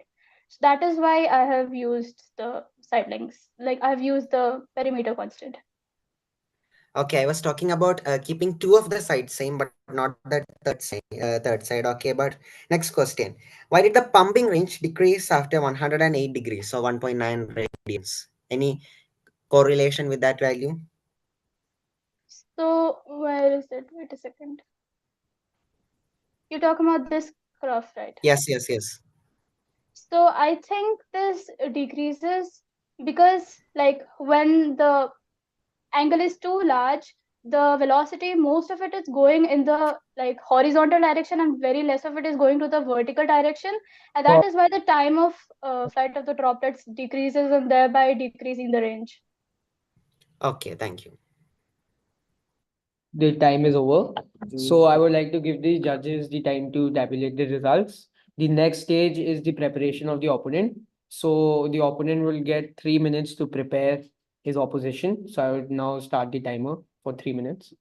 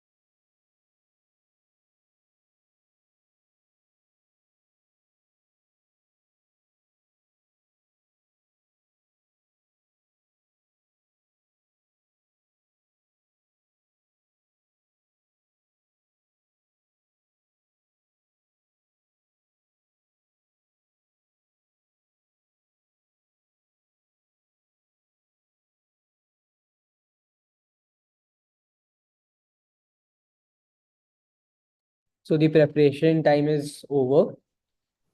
The opponent will get to take the floor, and he'll get a time of 14 minutes, which will be split into two halves. The first 4 minutes, the opponent will be speaking on his own, and the next 10 minutes, he would have a discussion with the reporter and the opposition. So I'll set the timer for 14 minutes, and then the opponent can begin. Okay.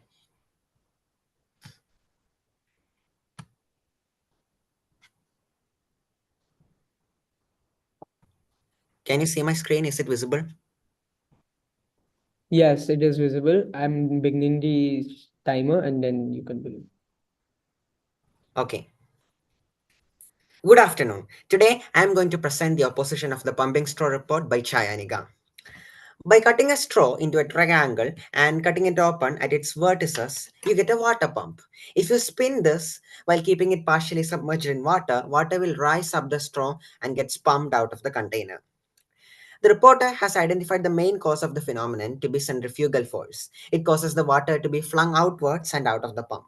By increasing the side length, vertical depth, or angular velocity, she has managed to increase the range and pumping speed. However, she found out that an angle of 108 degrees is the most ideal for the pump. She also found out the importance of the submerged depth, or D2. When D2 is more than g cot square theta by 2 whole divided by omega square, water will get pumped out. Moving on to the merits of the presentation, the theoretical modeling was really good. A lot of physics concepts were integrated into the report. By doing this, the reporter showed a high level of understanding for various physics concepts. The final results were incredibly in sync with the predictions using these physical concepts. The scientific approach to the problem was also really good. The reporter changed various parameters like angle, speed, length, depth, height to obtain a lot of data. She also identified the potential causes of errors and explained the reasons for these errors. Thus, the report was conducted with scientific rigor and scientific approach. I think the report also had some problems. The mainly, if you look at the photo of the pump in work, you can see that water is being pumped to two distinct distances from the pump. This can be due to the fact that the pump is not properly oriented. It was tilted to one side, causing one vertex of the triangle to pump water to a longer distance than the other vertex. This can happen when the motor is spinning rapidly. There were some data inaccuracies in the presentation. In this table here, we can see the reporter using a 4x4x4 triangle, and it is to pump water 5 centimeters across. And he submerges this with a depth of 5.5 centimeter deep into the water. If you immerse a 4x4x4 triangle 5.5 deep into the water, it will be completely submerged. Then how will it pump water if it's fully submerged? So I don't think this value is possible. And I don't think this value 6x6x6 pump when immersed completely in 5.5 centimeter length will be completely submerged. So I don't think these two values are possible. The reporter increases the height, or D1, and repeats the experiment. However, I think this doesn't provide us with any useful results. It was already clear in D1, it was already clear that D1 doesn't have a role in the pumping velocity. So if you increase D1, it will essentially be the same as throwing a ball, but from a bit higher this time. If you increase the height, your range is going to increase. So I think this was a bit unnecessary. Next, she plotted this data into a graph, but she didn't give any explanation or analysis of the graph. Is it parabolic? Is it linear? What was your expectations when you did this graph, etc.? Those were not mentioned.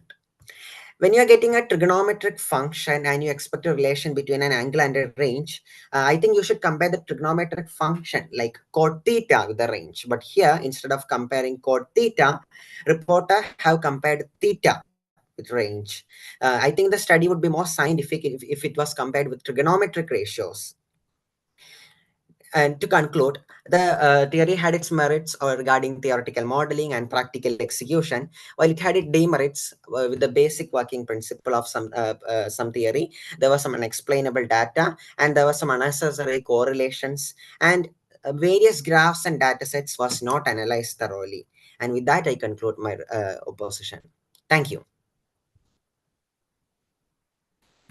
You have to have a discussion with the report as well. So the reporter. I would request the reporter to come online and have a discussion with the opponent.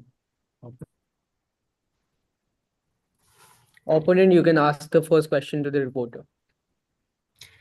I think the fact that you cannot, I think that the fact that 4x4x4 triangle when submerged 5.5 centimeter into water changes the whole scope of the problem. I mean, if that data is wrong, then a lot of other correlations that you made using that data will also be wrong. So how did you do that 4x4x4 triangle submerged 5.5 centimeter deep in the water and pumping 5 centimeter? How did you do that experiment? So I think, wait a second. Hello. Hello. Yes, yes, I can hear you. So like I think I might have made a mistake in the reporting and reporting like the data thing. So like basically the parameters that I actually measured during my experiment was the total height, like D1 plus D2 and the D1. So I think that the 5.5 was actually the sum of it, but like during the during tabulating I might have made a mistake.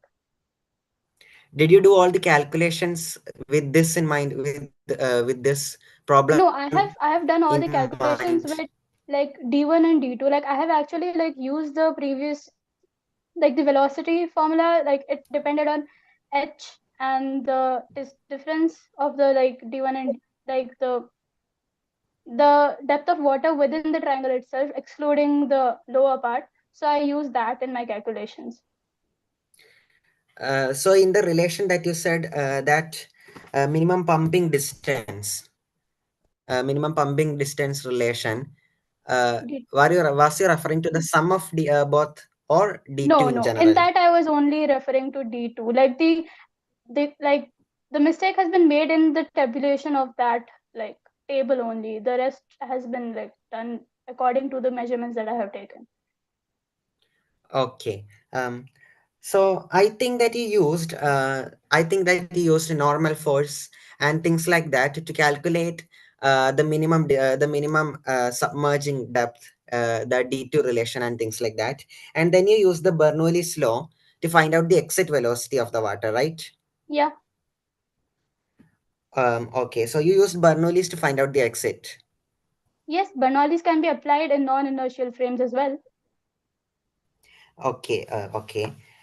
And normal force, I think that's a terminology used for non-liquid substances. If it's liquid, I think pressure would be a more accurate terminology.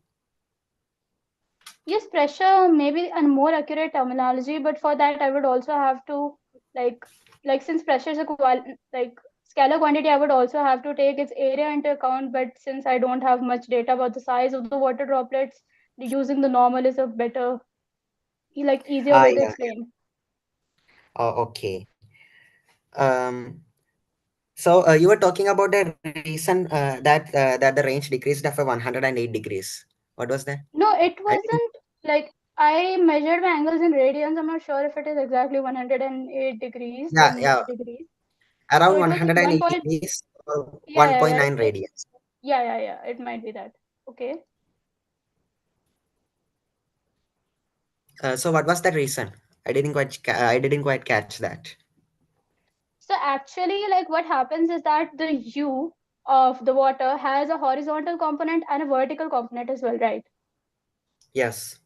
So when the angle increases, the vertical angle increases, you can see that the U goes more towards the horizontal side. So most of the U is going towards horizontal component and its vertical component gets smaller.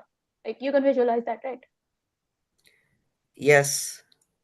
And since the vertical component goes smaller and the vertical component is what determines the range, like the time of flight, and that is why the time of flight decreases and thereby the range also decreases after a certain point. Then if that's the case, then why is it not 45 degrees? Why is it a It bit is. after?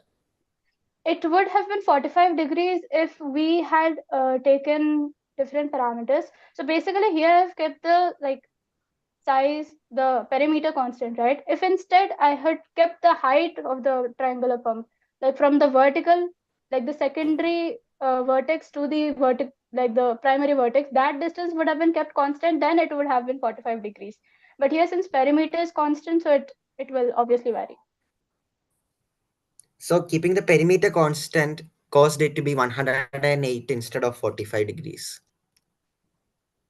It I like think 45 degrees would be the half angle. The actual angle would be 90 degrees, and yes, that is the reason. okay. Then I think that keeping two sides, you measured the angle, you measured the correlation of angle with the range, right? Yeah. Yeah, there you kept the perimeter same, right? Yeah. I think keeping two sides, not the third side, but keeping the two sides same. Like this is 6 and this side is also 6. And then changing the angle like 31st, 41st, then changing the angle would be a more uh, correct relation between the angle and the range. When you keep the perimeter same, it Yes. basically changes the size of the Yeah. triangle. So if you Yeah. I want get to, it. so Yes. if you So want, I think if you want, actually, in order to explore the angle thoroughly, there are basically like three types of experiments that you can do. One is keeping the perimeter constant, one is keeping the height, that is distance between the primary angle and the secondary angle equal, and one is the one that you are saying. So all three could have been varied, but due to time constraints, I could only do the perimeter one. oh, okay. Then next, regarding those precautions to perfectly place it at a 90-degree angle, I think that angle is more of. Did you see any vibrations when the pump was on? I think that might be the cause of the two distinct ranges. There were two distinct ranges in that photo. Yeah. I know that there were two distinct ranges. So like the photo was actually from round one, and the round two was done in a different place. And the reason why there are two distinct ranges, I think, is because the motor doesn't directly grow. Like when you start the motor, it doesn't directly reach 300 RPM. It like Oh, moves okay, within a okay. minimal amount of time from 0 to 300 RPM. So it is like possible for water droplets to come within the actual range itself while it is getting turned on, which I think is the reason why that happened. So did you take the average of two ranges when you did the calculation, or did you take the external range, the biggest I range? took the maximum range because like I could see the phenomena when it was happening, and first it came like the smaller one and the bigger one, which was the actual. Okay, so the maximum range was the accurate one when you saw it. Yeah. There was not any splattering or drops when it fell, and that didn't increase or decrease the range. Like I have already shown that the splattering causes the like thickness of the circular width, and other than that, there were no like it wasn't very messy. Okay, okay, yeah.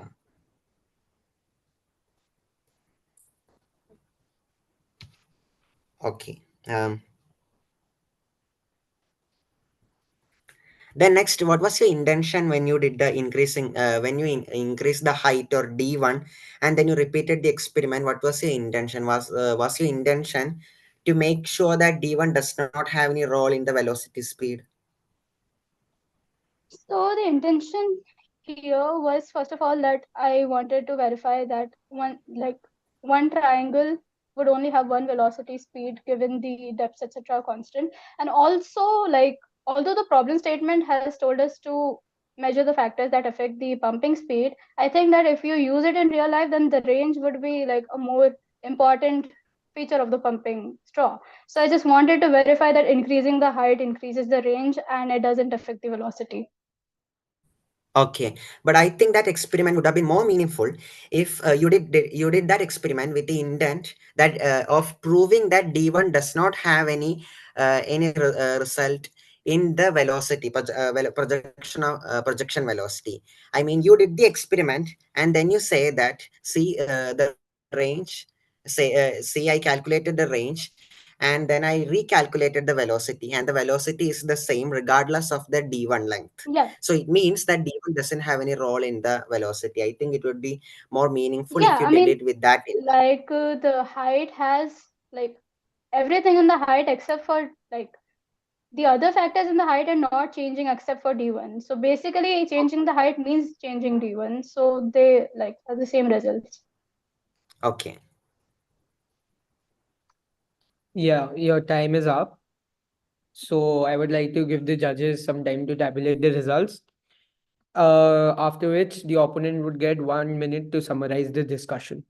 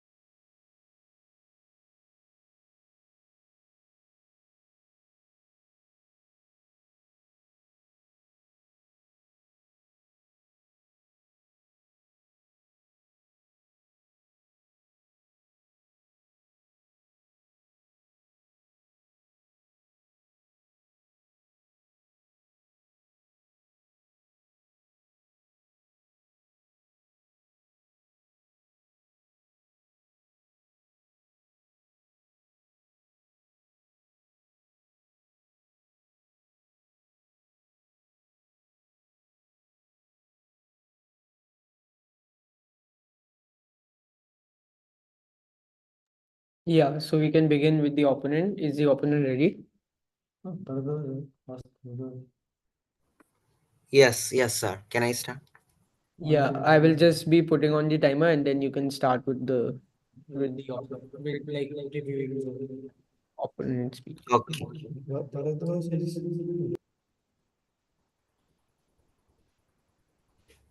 Sorry, what? I'm not able to hear you. Whether you raised your hand or not. Sorry. Oh, that is for the scoring part. So you asked us to raise once there was previous scoring done. Sorry, I'll lower it. Opponent, are you ready? Yes. I'm beginning the time. Okay, so first we talked about the D1 and D2 length. The opponent says, the reporter says that the D2 length was a mistake in that thing and the calculations were not affected. However, I think the calculations was done with the D2 length in mind, and I think that there is some calculation errors in the calculation. Next, I think the 108 degrees as the maximum angle for angle that gives the maximum range is a mistake. 45 degrees is the one I think is the most perfect angle. I mean, if you project something with the same velocity, 45 degree will be the most ideal thing. We both agree that the change varying the height experiment would be more meaningful if the intent was to prove that D1 doesn't have any hand in projection velocity. The reporter used Bernoulli's theorem greatly to find the projection velocity, and placing the pump after some time after it's been turned on would reduce the error margins by a lot. So we've agreed on a lot of things to make the experiment better. Yeah, your time is up. So I would give the judges some time to tabulate the results. After which the next thing on our list is the questions of the reviewer to the reporter and the opponent and answers to the questions, for which 3 minutes would be given. The reviewer for this is Pranav. So I would request you to get ready.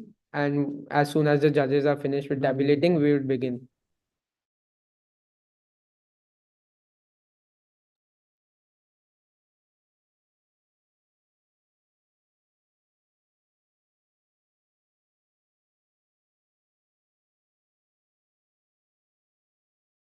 Is the reviewer ready? Yes, yes.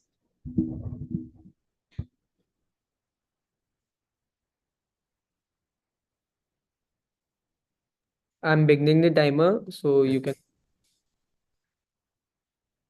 My first question is to the reporter. Did your pump have a constant capacity? Was your pump's capacity constant? Because if it wasn't, then the size of the droplets would change. So did you ensure that there was a constant capacity What of do the you pump? mean by capacity? If the capacity were to change, then the amount of water flowing out would differ. Okay, the and diameter was constant. I'm asking the Like- pump capacity. Pump, what do you mean by pump capacity? Like the volume or something? No. The pump capacity, motor? it will. Yes.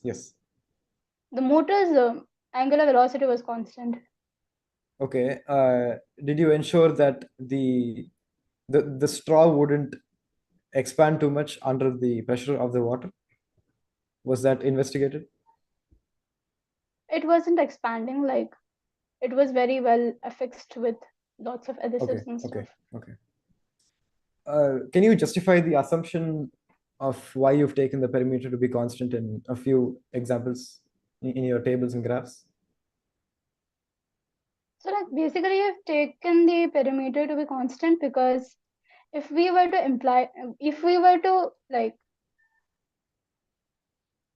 can you see my Yes. slides? Yes. So if we were to like, use this pump in a commercial ways, so basically the perimeter is what determines the amount of resources which would be used to make the pump. And thereby, I think it is more effective No. to Why did you calculate. assume it to be an equilateral triangle? Why were all the sides equal? That is Oh, like this? Wait, this. you've taken 8, 8, 8, 4, 4, 4, Oh 6, yeah, 6, 6.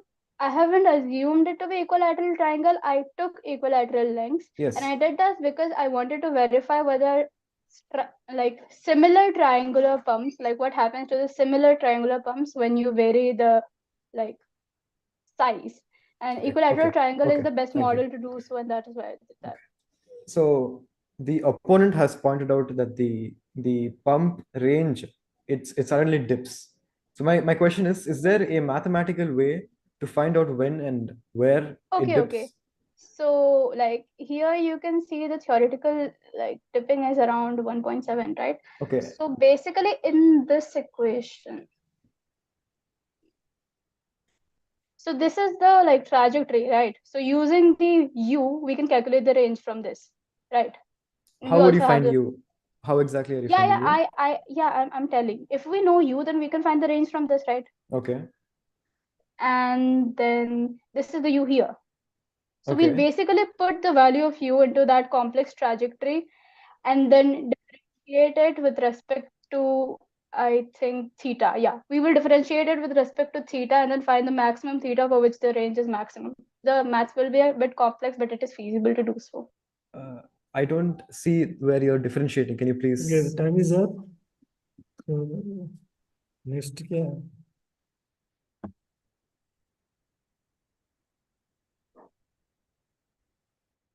Your preparation of the review.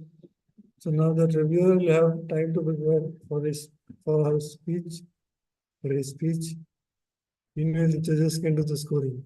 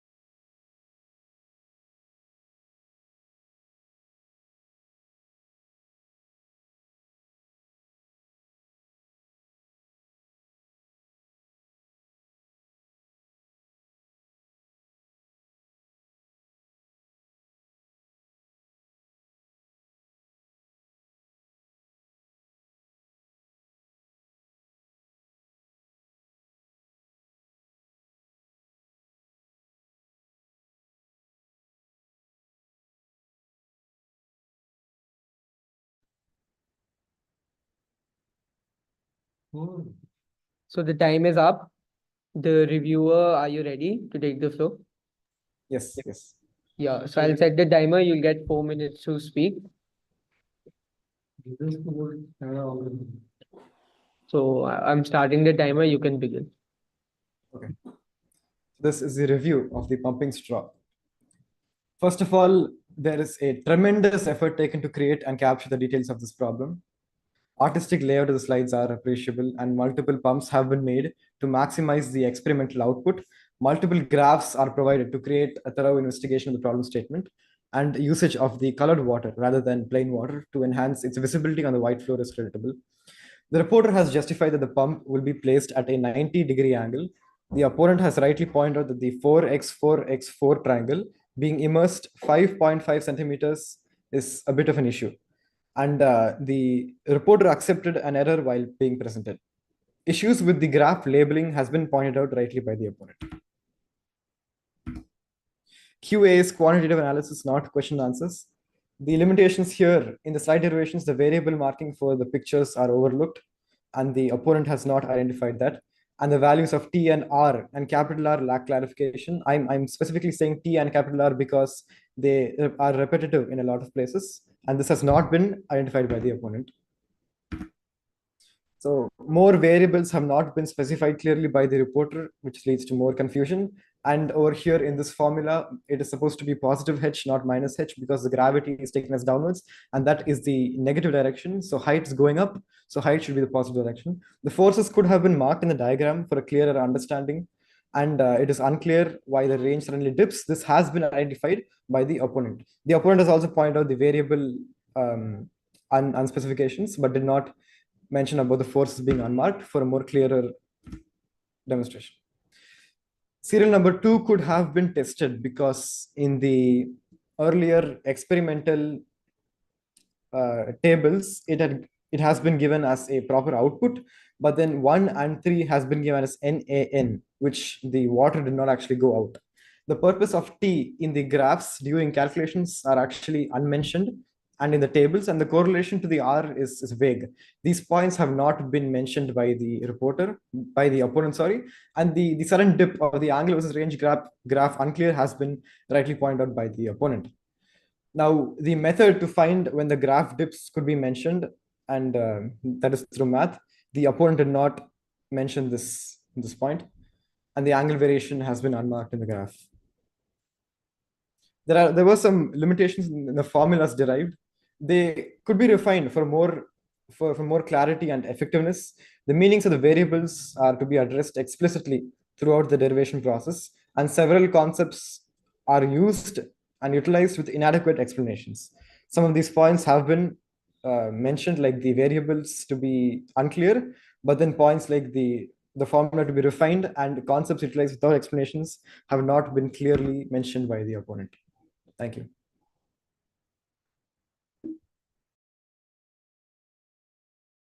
You still have 53 seconds left. If you would like to utilize that time, you can use it. No.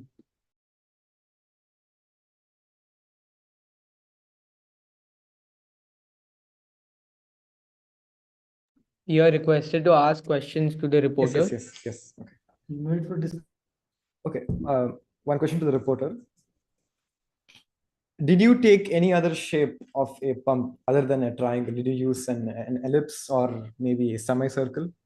Did you try with other shapes? That was not feasible with pumping straws, like with the plastic straws that I had bought, and like you cannot bend them into circles without causing creases in them. So that will cause a lot of inaccuracies. That is what I think.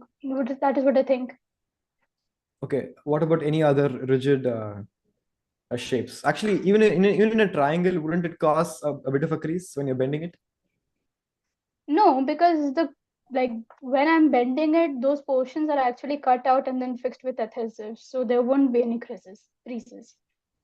Okay. So can't you cut out and then make an ellipse the same way without creases? No, because an ellipse has bending at every point, so there will be creases in every point. Okay. I think that's it. I don't have any other questions. Yeah, your time is up. So I would like to give the judges some time to tabulate the results. lastly, we have the concluding remarks of the reporter for 2 minutes. I would set the timer for that, and then the reporter can like begin with her concluding remarks.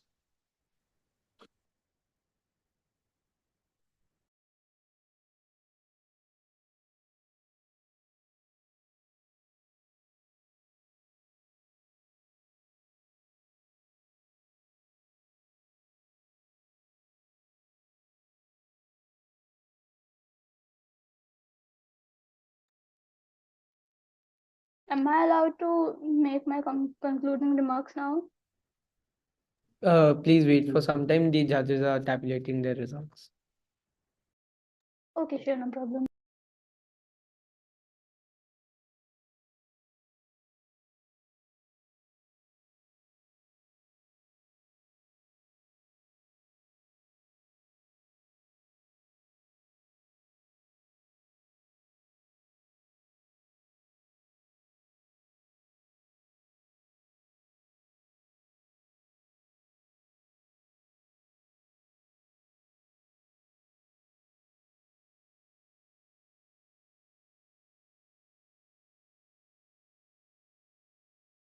Have the judges finished tabulating their results? Please raise your hand.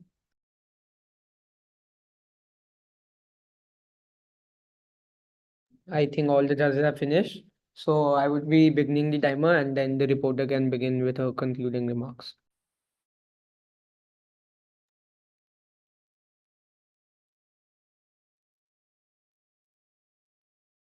Can I start? Yes, you can. Okay, so one of the questions that they pointed out was that they were unclear about why the decrease in the range happens after a certain angle. So I think this can be easily justified because even in normal projectile motions, the range decreases after 45 degree. And also, like, we can obtain the value, the theoretical value of the maximum angle, which can cause the maximum range by using this value of the u, like u, and putting it into this equation and then differentiating it with respect to theta, and then that theta would be the respective value which will cause the maximum in the range. And so, and also, like, my opponent also pointed out that I have not specified what this graph is, so I think it is a parabola, range versus height. And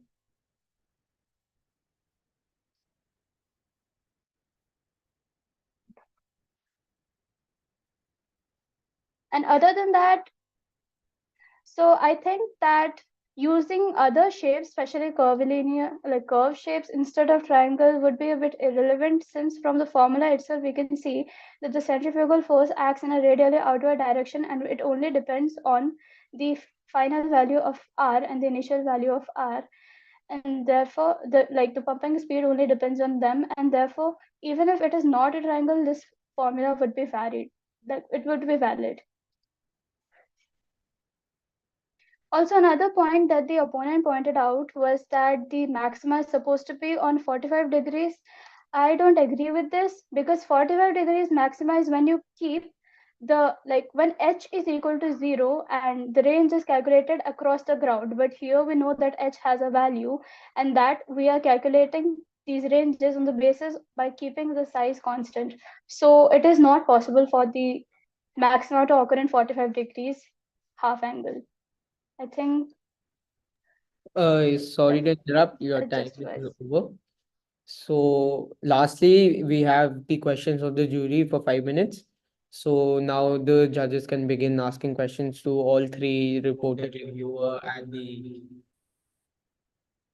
opponent. So I would set the timer for 5 minutes. I would like to ask question to the reporter. So, reporter, the primary purpose of a pump, or actually the only purpose of a pump, I would think, is to pump the water out of a container or reservoir. So the pumping rate of a pump is supposed to be the main dependent variable. But you seem to be very heavily focusing on range of the pump. Why do you think the range to which water is going to be pumped out is so important? So basically, sir, the pumping rate can be find out by The the question is, A1. why do you think the range is so important? Is pumping speed not enough? So like it is possible that the pumping speed is too high and the range is low. However, if you want to cover a higher area using the water pump, the range is important.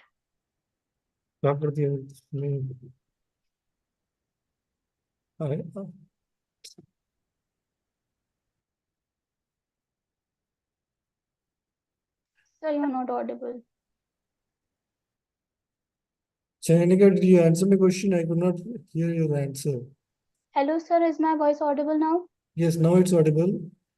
So, sir, actually, even if the pumping speed is high, it is possible that most of the pumping speed is directed towards the vertical direction, and thereby the range will be low. However, if we want it to be an effective pump, we should also with the pumping speed, we should also ensure that the range is high, so that we don't need more amount of trials in order to cover the entire area.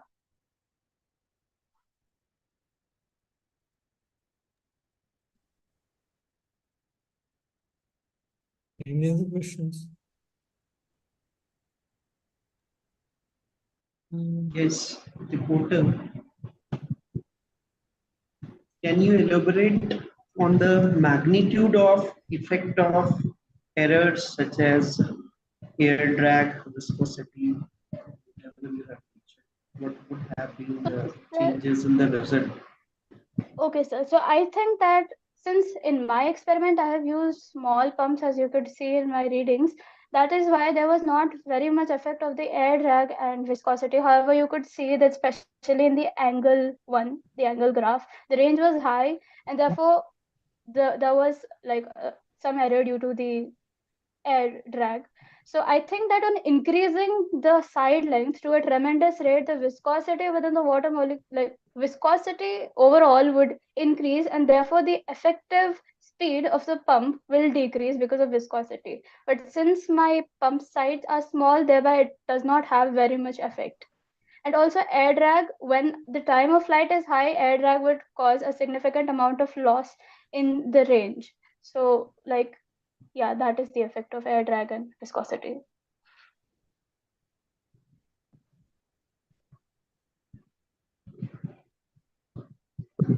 One question. Oh, sorry. May I ask a question to the reviewer? Yes, sir. So, what, in your opinion, based on your reading of this entire experiment, was the major drawback in the experiment that was conducted? And what, in your opinion, can be done to improve the scope of the experiment? One major aspect.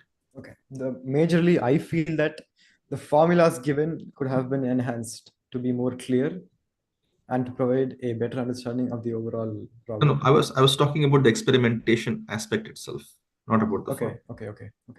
The reason for why the range suddenly dips, because the range is supposedly the most important point for the reporter.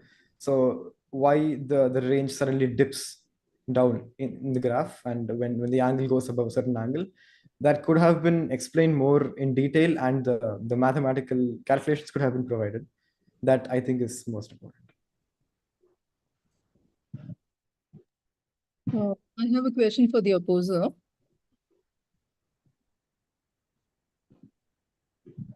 Can you hear me? Yes, I can.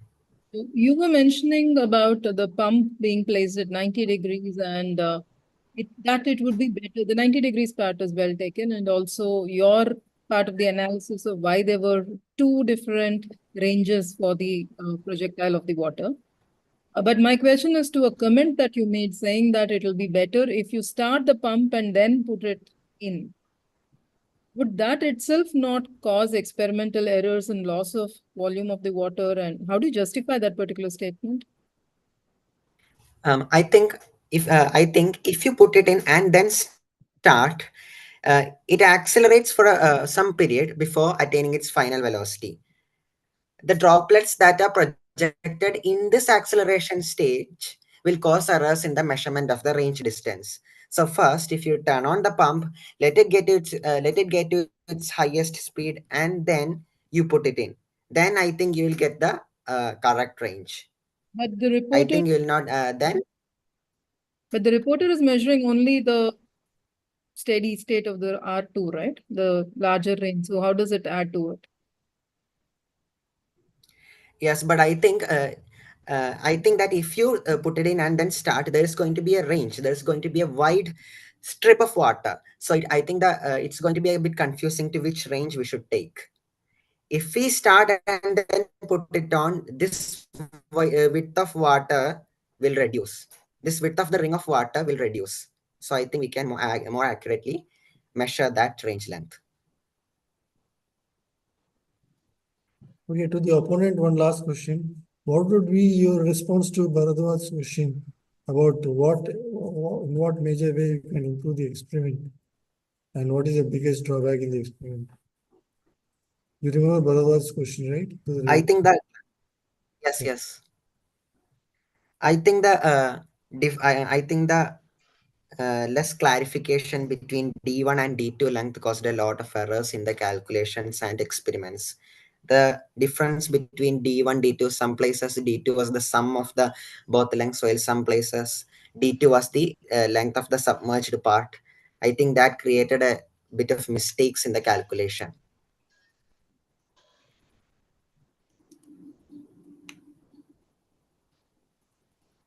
Okay. You can just calculate the scores.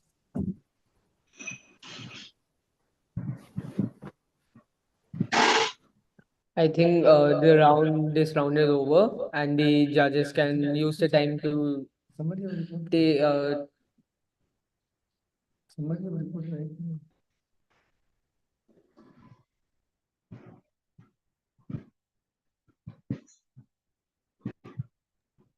so this round is over. So the jury can take the time to tabulate the final results, and then we'll have a short break. After which we'll start with the third stage.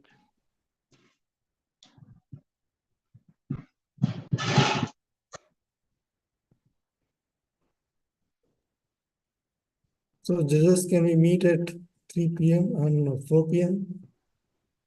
or 4-5? What do you suggest? 4-5 would be better. Yeah, I couldn't hear you. 4-5 would be better. इसलिए क्या कर दिया भाई मैंने तो कुछ किया नहीं Is it 4-5? Yes. Okay, 4-5 could be better as. okay.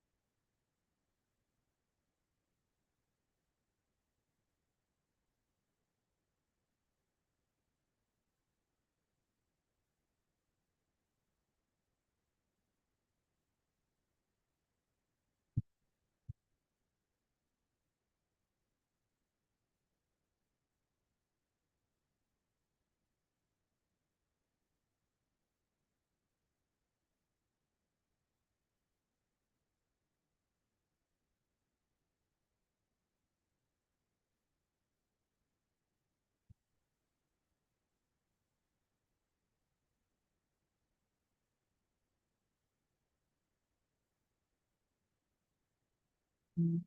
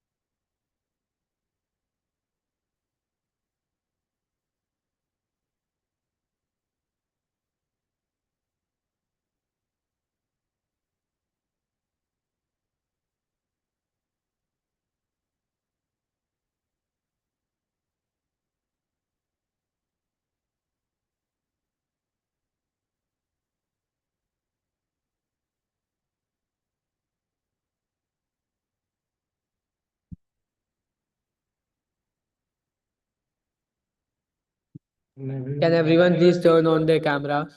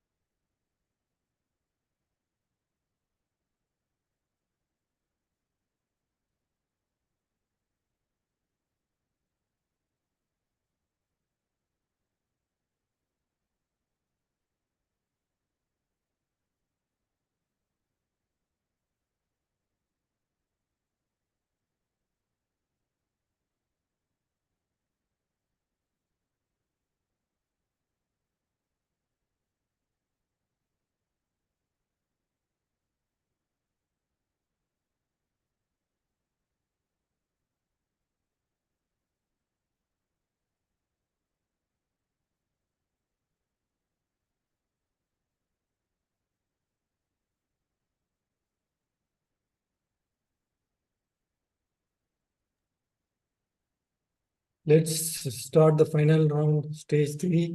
So far, the going has been very good and exciting and thrilling. So now it will be the turn of reporter Bhana on droplet microscope. Bhana, are you ready? Yes, sir. You can't hear me. Bhana, are you ready? Yes, sir. You can share your screen and then we can start. Okay.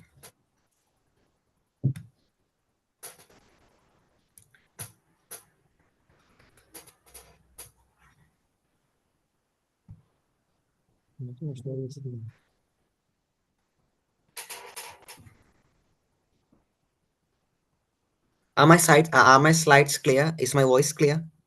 Yes, you're clear. I'm beginning the timer and then you can begin with your presentation. Okay. Good afternoon to all. I am Bhanavenas from Kerala, going to report my INYPT second question. Let's understand the problem. By looking through a single water droplet placed on a glass surface, one can observe that the droplet acts as an imaging system, investigate the magnification and resolution of such a lens. A water droplet that's placed on a plane acts like a planar convex lens because it bulges outwards due to surface tension. So it will be a magnifying lens as you can see in this image. Now this is going to be the methodology to investigate this problem. First, we'll create a stable water droplet. Then we are going to make a theoretical model predicting the properties of the droplet. Then after testing the theory, we are going to construct a working microscope using the theory. After validating the results and observations, we are going to come to a conclusion. The first challenge is to create a stable droplet. We experimented using two ways. First, by placing a drop atop a surface, and then by suspending a water drop using a syringe. Now, we can predict the focal length of such a lens using the lens maker's formula right here. To predict the focal length, we need to find the radius of curvature. This is how we do it. Consider this planar convex droplet. This is the radius of curvature of the droplet. Base radius and height are measured using a scale. Now we'll use this calculation to find out the radius of curvature. We'll use Pythagoras theorem on this triangle right here to obtain the first equation, and then we'll solve it to obtain 2RH is equal to b square plus r square. Now, this 5 different droplets are considered for the study. They are numbered from 1 to 5. The height, sorry, They are numbered from 1 to 5. The height, base radius, and radius of curvatures of all the 5 droplets are measured and plotted in this chart. And the focal length is then predicted using the lens maker's formula. The next step in this experiment is to find out the actual focal length. For this, an experimental setup is made consisting of a droplet of water right here, an image of letter H right here, and a screen. For this experimental setup, water droplet is placed atop a glass slide. A white paper is used as a screen, and the distance between the droplet and image is always made constant. It's always 4 centimeter in length. By changing the distance between the droplet and screen by moving the screen back and forth, a clear image of letter H is obtained at a specific distance. The object distance and image distance are measured. The experiment is then repeated with all 5 different droplets. Now, using the formula 1 by f is equal to 1 by v minus 1 by u, we can plug in the values and we can get the focal length. For example, we got focal length as 3 centimeter in one case. The focal length of all 5 droplets are recorded and are observed in this chart. The observed and the predicted values of the focal length of all 5 different droplets are plotted here as a line diagram. Close proximity of these 2 lines indicate a high degree of accuracy in our tests. This successfully proves that a water droplet can be made into a lens with variable focal length. But now, how do we change the power of the lens? This graph right here shows that as the droplet size increases, power of the lens decreases, which means that focal length increases and magnification decreases. By altering the size of the droplet, we can actually accurately control the focal length and thus the magnification. There's one more method to change the magnification, and that is to use another liquid instead of water. A drop of alcohol is less bulgy compared to a drop of water. This is because the surface tension of alcohol is lower than water. A drop of water produces a more magnification compared to a drop of alcohol. This results in the fact that alcohol will have less power compared to water for a droplet of the same size. This line diagram proves that. Another way is to add a surfactant which reduces surface tension like soap. Here we see that soapy water has less bulginess than regular water. Now, so far, all the lenses that we created are convex lenses. But how about we create a concave lens? Here we have a small piece of plastic straw. By placing a drop of water into it, the upper surface of the water assumes a concave shape due to the fact that water sticks to the sides of the plastic straw. Here, we can see a concave water droplet and convex water droplet placed side by side. It is evident that water droplet placed inside the piece of straw produces a diminished image, while water droplet placed directly on the surface produces a magnified image. There is also one more way where we can use a straw to produce a concave and convex lens. Put a coin inside a glass of water and observe the coin through a straw. Now, move the straw closer towards the coin. The coin will suddenly appear magnified. This is because when we move the straw towards the coin, the water meniscus inside the straw will have a convex surface, thus creating a convex lens. Thus, we get a magnified image. But when the straw is moved away from the coin, a diminished image of the coin is produced. Now, this is because if the straw is moving upwards or away from the coin, the water surface will have a concave shape, a concave meniscus, thus giving us a diminished image. Now, next up, we proposed and devised a setup where we can change a droplet into a microscope.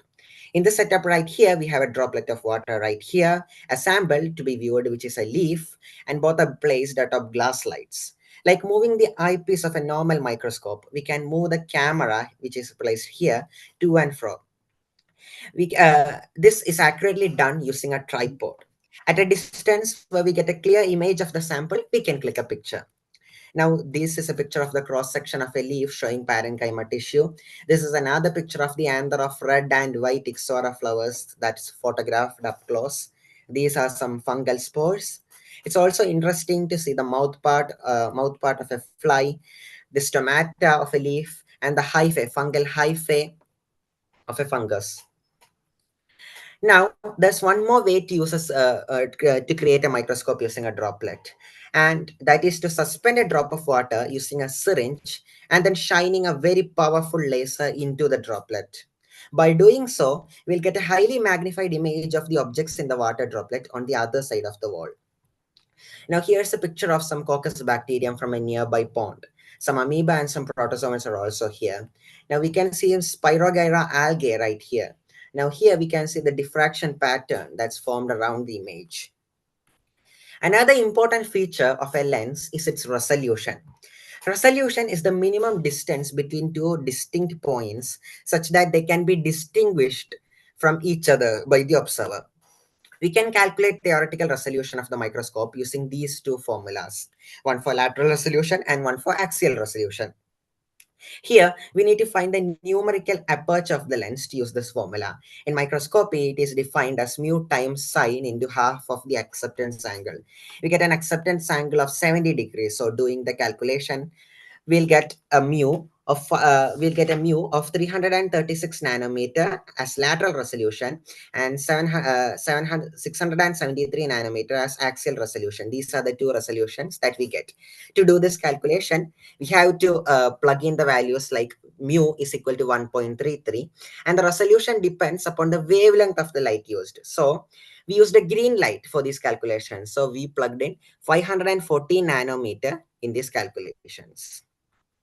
Now this is only the theoretical resolution. To find out the actual this is only the theoretical resolution. To find out the actual resolution, we need to use something called as the USAF resolving power test target. Here we have lines that get smaller and smaller in size. Look, we'll put a droplet of water on top of it and we'll try to find out to which size can we accurately distinguish between these two lines. I was able to distinguish between lines as small as this line here on group 1 element 3. Now we'll use this chart to find the resolution in pairs per millimeter. Here we can see that we got a resolution of around 2.5 line pairs per millimeter. Now, the next property of the lens is the magnification. Magnification depends upon the image and object distance. Its formula is minus V by U. In one of our droplets, we got V is equal to 12 centimeter and U is equal to 4 centimeter. Then we'll get the magnification as minus 3. Magnification up to 20x was observed using the droplet microscope. But while using a laser light to shine into the droplet, we got magnification as big as 200x. Now, our study has a lot of limitations as we didn't have high accuracy equipments for the study. There were some vibrations that could change the results. Mechanical stability was not that much because of evaporation. There was some difficulty in changing the alignment of lens, sample, and eye as properties of the lens gets changed due to evaporation. To conclude, water droplet is an effective microscope as its properties like focal length and aperture can be tuned with very high accuracy. Its potential as an imaging system is huge. Such a microscope with a magnification capability up to 20 times and resolution around 2.5 line pairs per millimeter will be highly useful as a tool in various fields. A water droplet microscope will have huge applications, mainly because of its wide tunability range, variable focal length, etc. Now, this will be a significant innovation in creating microscopes and telescopes for various fields like pathology, astronomy, medical consultation, and most importantly, ophthalmology, because our eyeball is basically a droplet of water, a sphere made out of water. To conclude, we are heading towards a droplet revolution.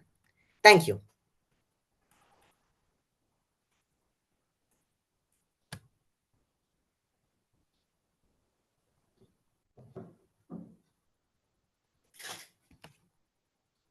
You still have 1 minute and 18 seconds left. If you'd like to use that time for like elaborating on your problem statement, you can use it. Okay, sure. The benefits of making such a microscope are huge because a traditional microscope with a flexible focal length requires a large number of lenses to make it. But here we can make a flexible focal length microscope using just a droplet of water. This microscope will have a high power, wide tunability range, and wide acceptance angle, etc. And the water surface will be extremely smooth due to surface tension. And this will mitigate losses due to light scattering. And most importantly, such a microscope will be of low cost.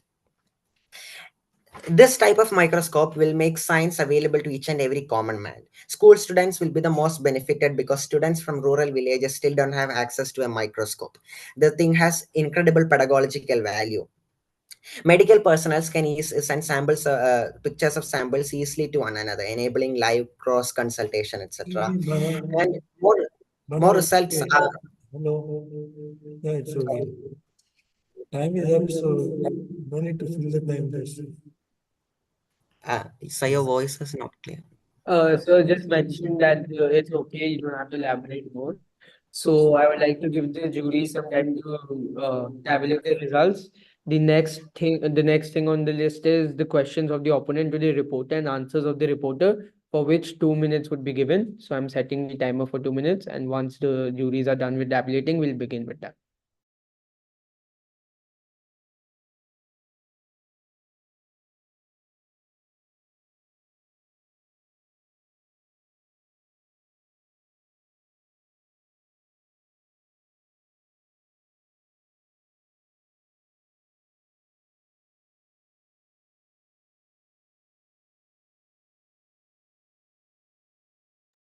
Bana, while people are waiting, can you show me the graph that you had with comparison of alcohol and water? Yes, sir. 1 minute. Can you see my screen? Yeah. This one, sir. Hmm. Can you make it bigger? Yeah. 1 minute, sir.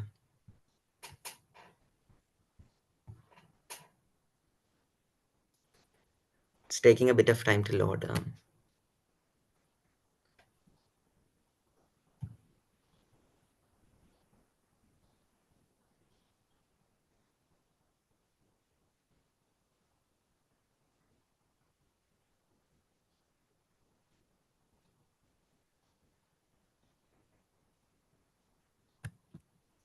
1 minute, sir.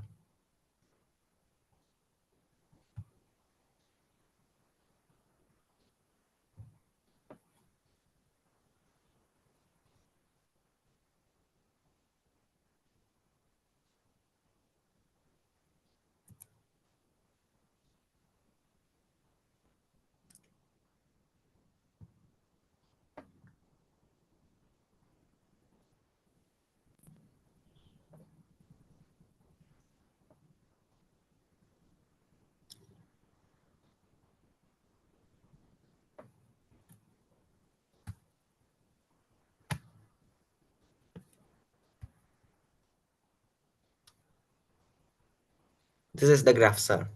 Okay.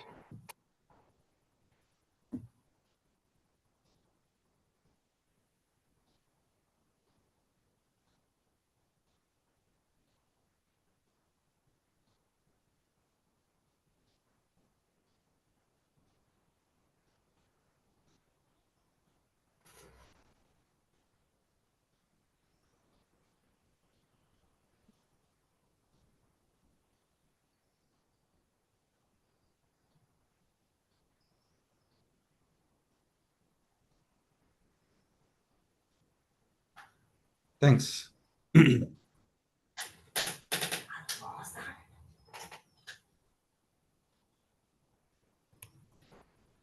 I think all the judges have finished tabulating the results, so we can now begin with the questions of the opponent to the reporter and the answers of the reporter.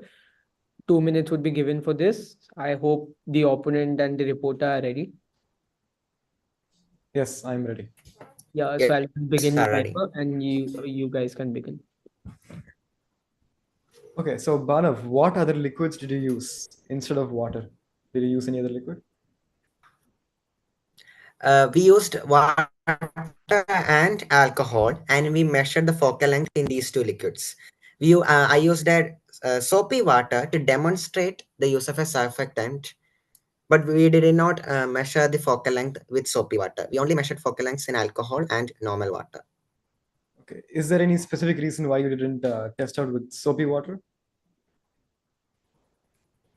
I think that water and alcohol was enough. I think soapy water had a Okay, lot of okay. variables, like how much soap, things like Okay. that. Okay. And it was Why did you think difficult to that recover soapy water. the USAF, the test was fit to take a place in your presentation? I needed a way to find the resolution, and the most accepted way of resolution to find the resolution of a lens was USAF resolution targets. So I Okay. used a USAF resolution Okay. target. Do you know what the power of your laser was? Do you have a value for that? Mm, no, I haven't. I Okay. don't have a valid. Can you explain why you said that the eye is basically a water droplet, as you said in your concluding statements? Okay. So many here we demonstrate a water droplet as a lens, and our eye uses water to increase or decrease. Our eye has two main aqueous humor and vitreous humor, and both of these essentially function as tiny lenses. We have the main eye lens, and apart from that, we also have aqueous humor and vitreous humor. And when conditions like glaucoma happen to these things, they change the pressure and Okay, the I think that's size of enough. this aqueous Thank you. humor and Thank you. vitreous humor. And last question, this is out of curiosity. Did you use a button to take the photo or a hand when the thing was on the tripod? Button. Yeah. The Sorry, tripod. No, sorry to interrupt. The time is over. timer. Uh, Timer. just one more question. This is curiosity. This isn't for the opposition. I just wanted to Sorry, ask. we cannot proceed with this. We have limited time. So Fine. Thank you. I request you to ask the question at a later stage. So the Okay, next, thank you. I would like to give the judges a few time to tabulate. And the next thing is the preparation of the opponent for 3 minutes. I'm putting up the timer for 3 minutes and the opponent can prepare.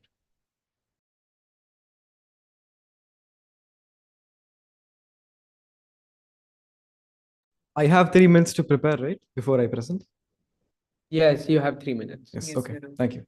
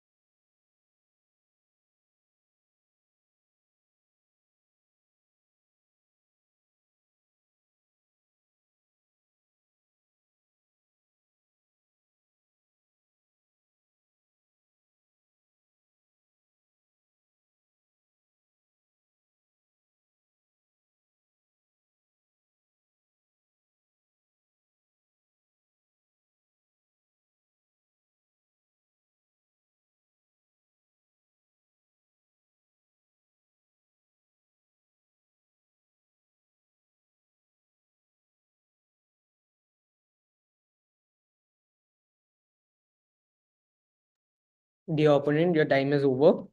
Now you can take the floor for 14 minutes. As mentioned below, it would be divided into two halves. The first 4 minutes you would get to speak solely, and for the next 10 minutes, you would have to have a panel discussion with the reporter. I hope you're ready. Yes, I'm ready. Can I present? Sorry, but can the screen sharing be stopped?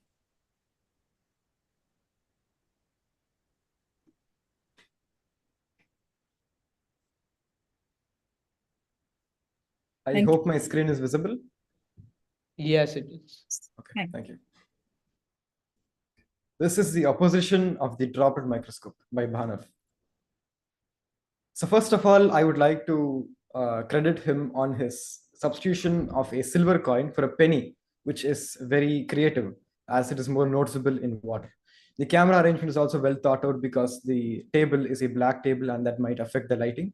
And he also displays a keen interest in biology, and that is an interesting application of this droplet microscope. Now, in the presentation that I was given, there was a mistake in the Ab's diffraction formula application where the Na was taken as Na into 2 and not Na square, but looks like it has been changed. And the terminologies in the diffraction formula of Ab's diffraction formula could have been explained for a better understanding. Now for the droplet properties, units could have been specified, and for the object distance, the sign convention is a negative value and it has been given as a positive value. However, the focal length is actually right. Now the axes lack labeling in the graph I was given, and the presence of the unit is not apparent on the y-axis. There also appears to be a spacing discrepancy on the x-axis where the 0.3 centimeter to 0.4 centimeter and the 0.4 to 0.6 have the same distance, whereas in a graph it should actually be 0.4 to 0.5. The same applies for the gap from 0.7 to 0.9. Now, when changing the focal length, again, there are some labeling issues. And when comparing the alcohol and the water droplet, the size of the droplet should be ensured that they both have the same size. Because if you see in this graph above, at 0.4 centimeters, the size of the droplet, if we look at the power of the alcohol droplet, it is at some value, maybe around 55. Now, if we see at the 0.5 centimeter size of the water droplet, a little bit to the left of 0.5, now both of them have the same power. So over here, we can see that there's a clear difference in size between the alcohol droplet and the water droplet. So this is the reason why there should be a stable size ensured. Now there's a simplification oversight in the radius of curvature formula. It should be 2 into capital R into H is equal to B square plus H square. And the derivation of R, it could have been placed solely on one side to have a more cleaner formula. Now, this results and observations where he used the United States Air Force resolving the power test target in 1951. This table and the information regarding this is appearing to have a disconnect from the overall objective of the problem. Now, again, in the presentation that was given to me, the magnification, the maximum value was given as 20x for the droplet microscope. And in the slide, in 2 slides later on slide 31, it has given that the magnification capacity was 30x. So now there's a confusion between what is the actual magnification capacity. Also, when the reporter used a tumbler to measure to see the coin. Okay, yes. The problem statement clearly says that it is a droplet that is going to be examined, and water in a tumbler is multiple droplets together. So I'm not sure if the reporter has used one droplet inside the straw, or if it is a tumbler filled with multiple droplets, that is half-filled tumbler. Thank you.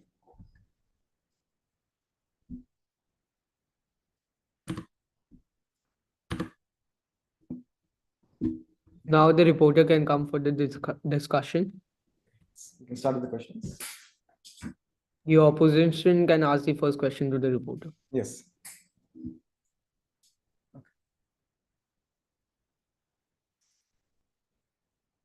Okay, can you please go to the slide where you have mentioned the lens maker's formula, reporter?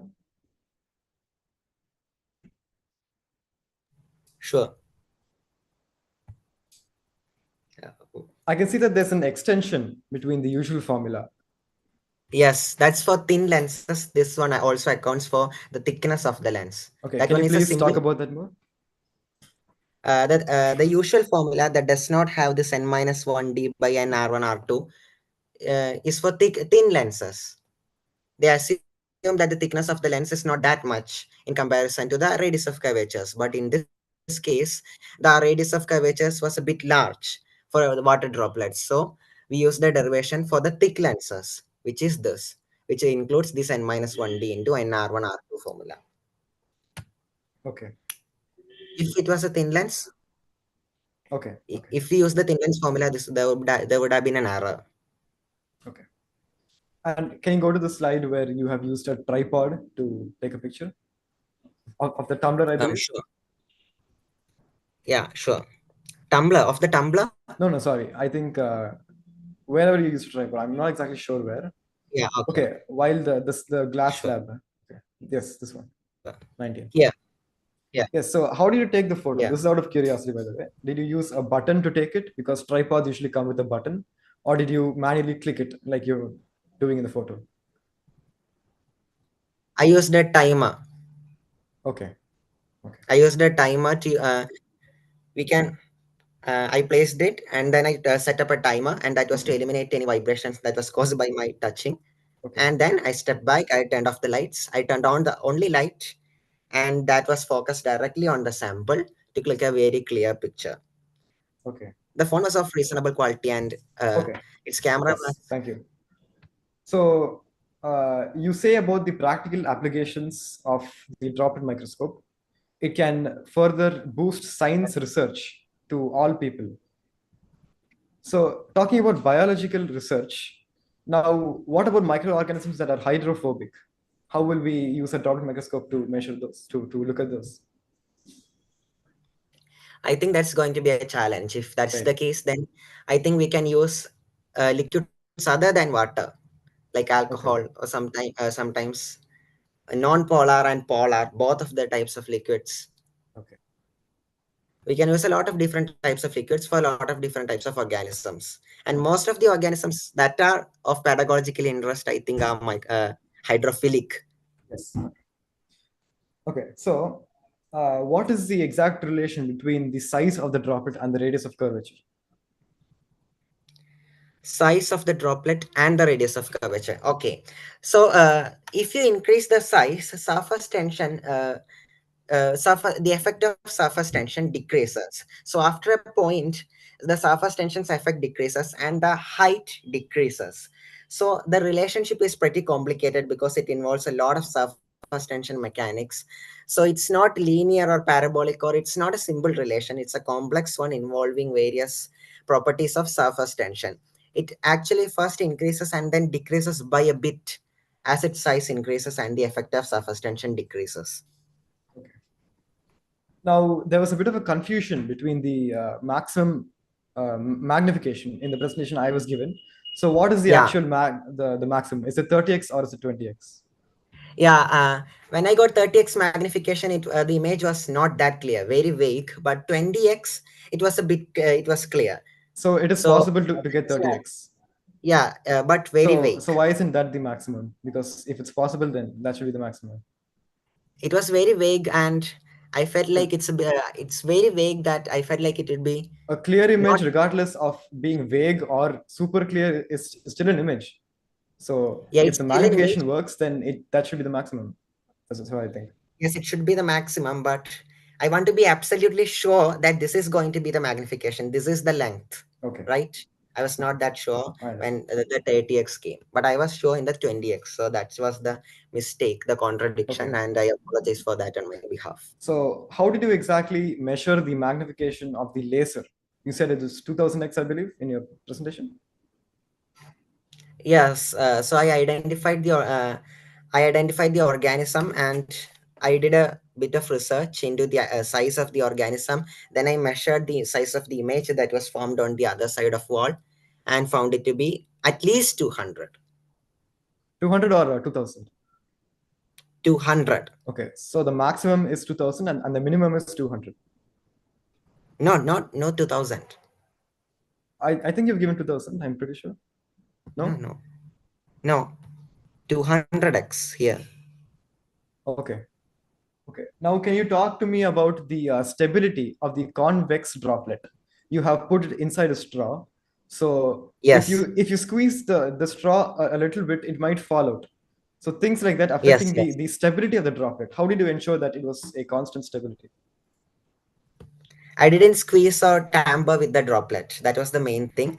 I put it inside the straw, and the straw was of a bit higher height than the droplet. So it would not be squeezed, or the droplet will not be droplet will not fall away from the straw. The straw was of bigger length than the droplet.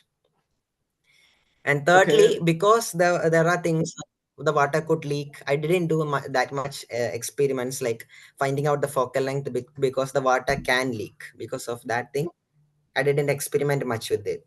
So the droplet is unstable. It is it's more unstable than a regular droplet because the water can leak from beneath the straw, Okay. things like that. Have you mentioned that in your limitations? I didn't catch that. That the There was droplet, something the about convex droplet is unstable.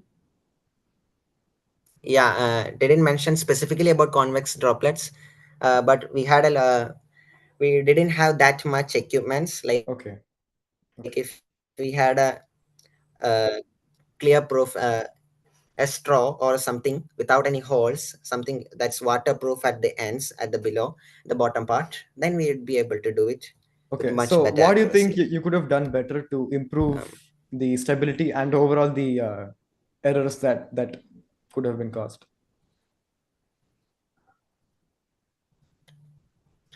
Okay, I think that we can. Like this would be beyond the scope of this problem. But if you like 3D print something, it will be overcomplicating it. But yes, if you 3D print the apparatus, and then you put some scales and everything, and you can place a straw, you can place a tuner, you can place a syringe to accurately control the volume. And if you do things like that, you can measure the volume and things like that with much higher accuracy, and then you can lower the amount of limitations. I experimented with placing a bit of oil onto the droplet to prevent evaporation, a lot of evaporation. But I realized that it would tamper with the refractive index of the droplet, and then I dropped that idea.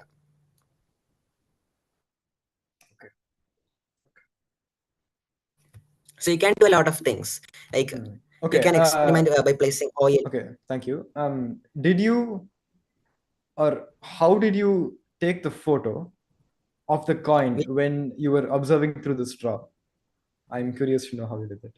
Okay, I placed a camera instead of my eye, and instead of my eye, the lens of the camera, like I think this part here is Okay. really So you small. zoomed in a little bit. Yeah, I zoomed in, and the Okay. penny was used because it's much smaller and because it has a contrast with the color, and also True.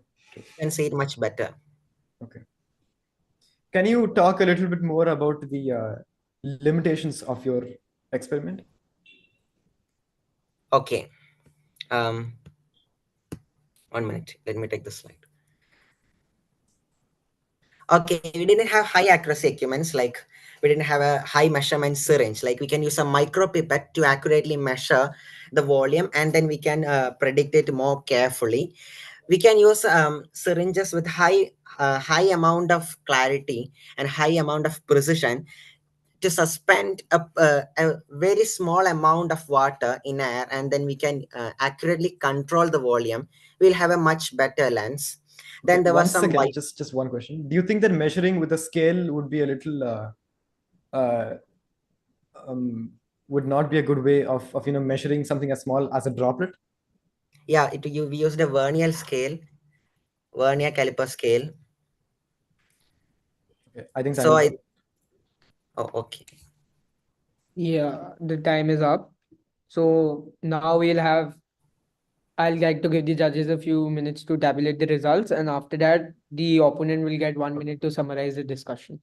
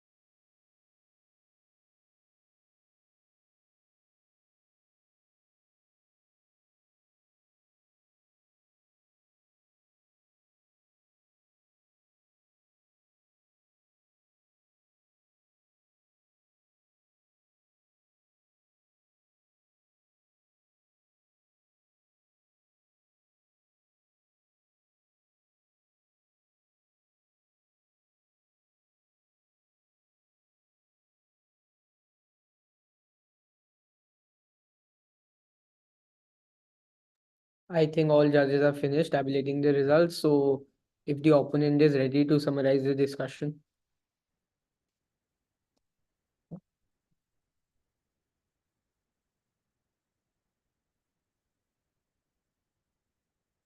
Hello.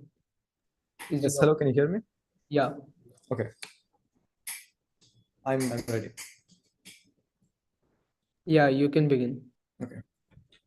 So first of all, just as I have worked so hard to create an extensive report, I can relate to Banav's hard work to exhibit through the experiments and presentation to explain their respective problems. Kudos to his extensive efforts. He has also researched extensively on various formulae to prove his theory and gathered a lot of data along these lines of context. Now, there were a few clarifications regarding the stability of the droplet, which is in the convex shape, which is inside the straw, and a proper explanation has not been given to eliminate this instability.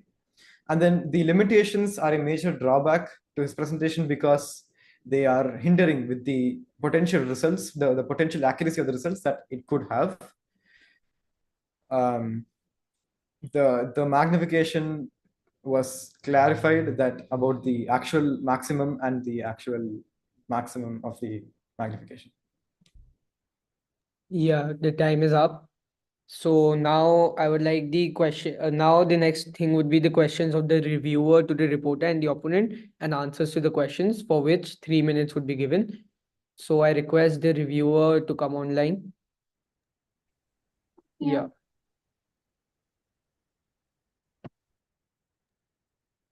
So the reviewer, you can begin asking your questions to both the opponent and the reporter.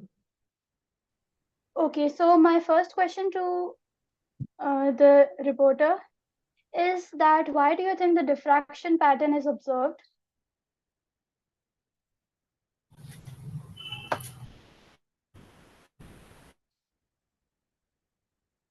You're not audible. I usually, it's for me, right? Hello? You're not audible. Yeah, it's to both the reporter and the and the opponent. Okay, the microorganisms are so small that the effects of wave nature of light will be a bit more visible. So there was a diffraction pattern due to the wave nature of light around those microorganisms. Like if you consider a sphere and then you shine a light into it. Yeah, I get it. And then my next question is that why do you think the laser light has increased the magnification? Because the ratio of the image and the object length is much higher. Here the object length is less than the diameter of the water droplet, but the image length is like the length of a room. It's 4 meters across. So Okay. that difference is what causes the great. Okay, I get it. Now, my question to the opposer is that do you think it is important to ensure that to know whether the resolution has been like done by eye, or by like capturing by the camera, the USF 1951 test? I don't understand your question. You're saying by eye or by camera? Yeah. The measurement of the resolution, do you think it is better to do it by eye or by capturing the image in a camera? I mean, obviously, using technological devices would make it more precise. I'm not sure what you mean by measuring by the eye. Like he has used his eye to, like he has seen by the eye to, calculate the resolutions to see like which lines are more visible. Anyways, so now my next question to the reporter is why do you think the alcohol provides less magnification? Is it only because of surface tension or other reasons as well? Surface tension was the main reason. Surface tension is the main reason, and because of less surface tension, it will have a less bulk that the radius of curvature increases, and that in turn increases the focal length, which in turn reduces the power. So surface tension was the main reason. There are things like refractive index and things like Okay, I that. get it. So in your presentation, you have assumed the droplet to be a spherical shape. Do you think it will actually be spherical or it will be different? Like when you calculated the radius. But the time is over. So I would like to give the judges a few times to tabulate the results, and then the reviewer gets 2 minutes to prepare. I'm putting up the timer for 2 minutes, so the reviewer can take 2 minutes to prepare.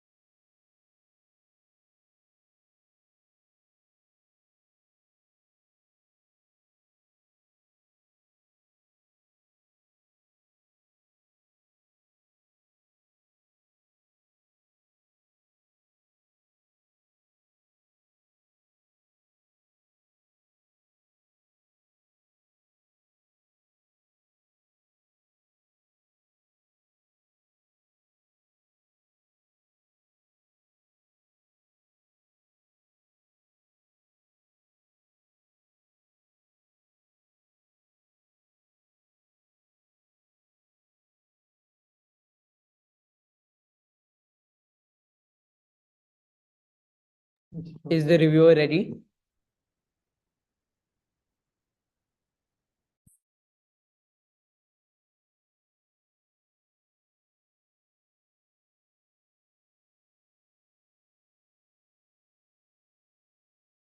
Is the reviewer ready?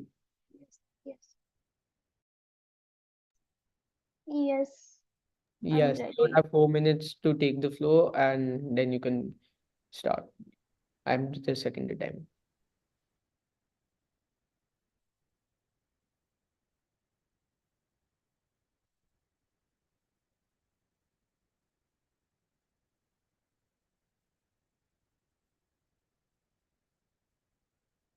So hello, I'm here to review Yes, the problem number. I'm audible. yes, you are. You can begin. Hello everyone, I'm here to review problem number 2, droplet microscope, reported by Bhanav and opposed by Pranav. So this is the problem statement and we've already been through it. So the report was phenomenal. The reporter firstly explained how stability of water droplet can be ensured, then went on to derive the focal length using thick lens formula, compared the theoretical and experimental values used on alcohol lens, also talked about concave lens, and calculated the resolution using the 1951 USF target test. The merits of the reporter include: there was a very good qualitative explanation of the phenomena. Thick lens formula was used instead of thin lens formula, which is appreciable. Also, efficient resolution test was used, and the theory agreed with the practical data. Now, there are possible next steps for the reporter would be qualitative relation of the resolution and the shape of lens, because I think that resolution can change with the shape of lens and its size variations. And also he can account for the aberrations or diffractions as is shown in his slides theoretically and experimentally as well. Other factors can also be varied, for example, type of glass, volume versus power graph, or changing thickness of glass, etc. And now let us come to the key insights of the opposition. The opposition include the following key insights. He pointed out a few errors in the graph and formula and a few labeling points. He also mentioned that alcohol and water should have the same size droplets in order to compare them. And also he questioned the validity of USF 1951 and why it was used. And he pointed out that a tumbler has multiple droplets and therefore using a tumbler in this experiment would be an invalid point, and also pointed out the usage of soapy water in the question and answer discussion.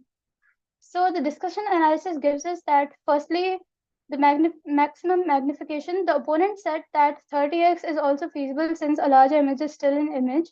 However, here I agree with the reporter that if it is vague, then we cannot compromise with the resolution just for the sake of magnification, because it will not have no practical purposes then.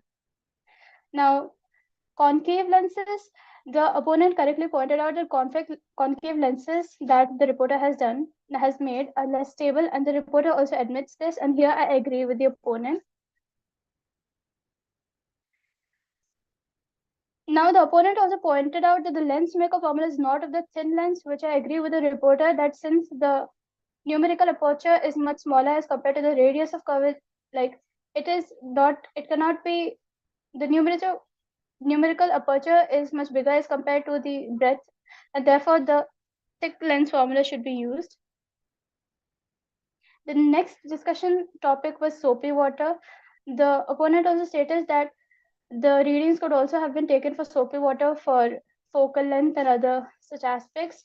But I agree with the reporter here that soapy water will introduce a lot of variations, for example, concentration, differences in refractive index, etc. And here I'm in agreement with the reporter.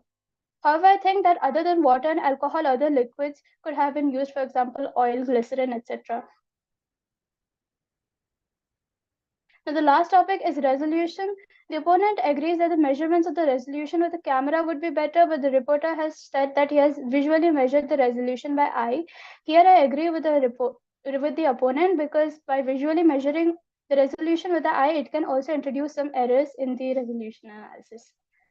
And lastly, I think that a curve of the resolution with the size should also have been included in the presentation to make it more informative. So these are the general suggestions. Deviation curve of the predicted resolution and the practical resolution can be made, and the formula of radius of curvature can be generalized. Here he has Sorry to taken. interrupt, but your time is up. So now we would have the concluding marks of the reporter. Is this what I'm doing? Judges can take their time to tabulate the results, and then we would have the concluding marks of the reporter.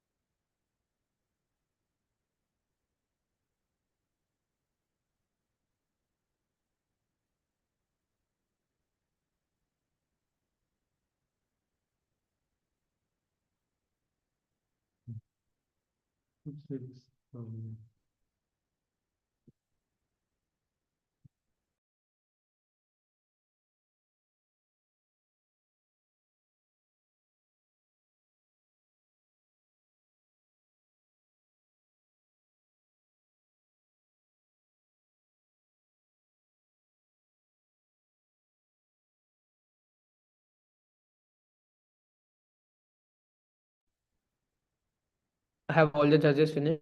I request you to raise your hands.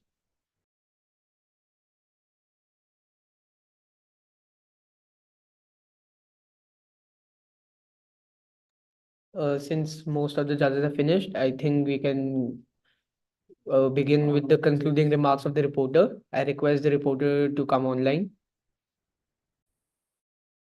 Okay, okay. You can begin whenever you're ready. Okay, can you see my screen and can you hear my voice? Yes, we can. Yes, we can. Okay, so once again, I thank you for both the opponent and the reviewer for their valuable suggestions. I didn't use this particular set of alcohol and water droplets for this graph here. When I was doing the measurements for this graph, I make sure that the water and the alcohol droplet were of the same size. This photo right here is just for demonstration purposes. NA or numerical aperture was explained. I did explain it. It's essentially mu into sine into a sine of half the opening angle value, the closing angle value. Then I didn't use the sign convention while writing these v and u values, but I did use the sign convention when doing these calculations. um, I did use the camera while measuring the resolution. I also used my eye and my camera. I compared the results from both of them. And the reason I considered the reason I considered the straw experiment to be a water droplet was because this particular this meniscus right here is what causes the magnification and the demagnification. So if you consider this thing to be a droplet, you can actually include it in my presentation. Then the reason I didn't experiment with soapy water was because it was a bit uncontrollable, and due to unnecessary complications like concentration and things like that would turn up. For small droplets, we can assume it to be spherical, but if the droplet is large, we cannot assume. But for the small droplets, like the one that I use for my study here, I think we can assume it to be spherical. And I accounted for sign while doing all these calculations. So I conclude once again by thanking the opponent and the reviewer for their valuable analysis and their suggestions. Thank you.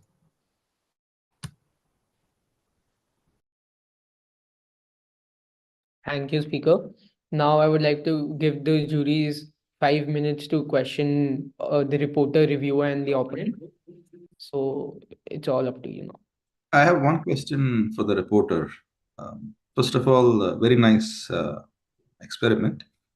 How did you ensure that the size of water droplet and alcohol droplet were the same? I mean, you have no means of controlling the size, right? So was it basically trial and error? Or? Yes, sir, it was trial and error. I created a lot of alcohol droplets. The one that with the same length was used. I used a syringe to at least reduce the number of trials.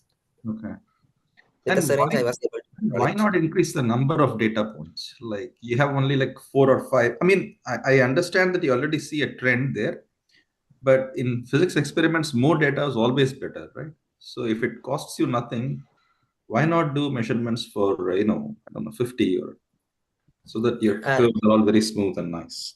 The reason was because if it's the water droplet is bigger than 0.9 centimeter, it wouldn't be spherical to make up with these calculations. So within the limit, like less than 0.9 centimeter, only a number of data points can be created. So that's why I created only 5 data points.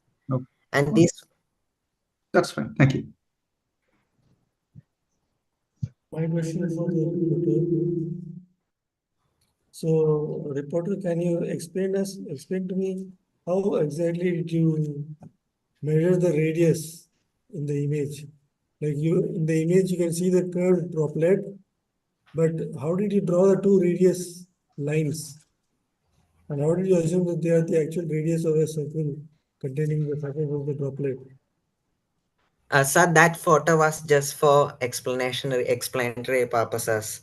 I measured the height and I measured the height and the radius, and then I calculated the radius of curvature. I measured the radius of the droplet. I measured the height of the droplet. Then I calculated the radius of curvature. That photo, the radius of curvature shown in the photo, is not the actual radius of curvature. That was just to explain the maths behind it. Okay, one more question. I'm very curious to know how you took how you obtained the image on a paper, because I have tried to do the same experiment. So my first question is, how did you get the object alphabet H to be so bright that the image is seen on a paper? Paper is opaque, and H is also a printed letter on paper, I suppose. So how did you use that as an object? No, So I'm not clear how you did uh, that.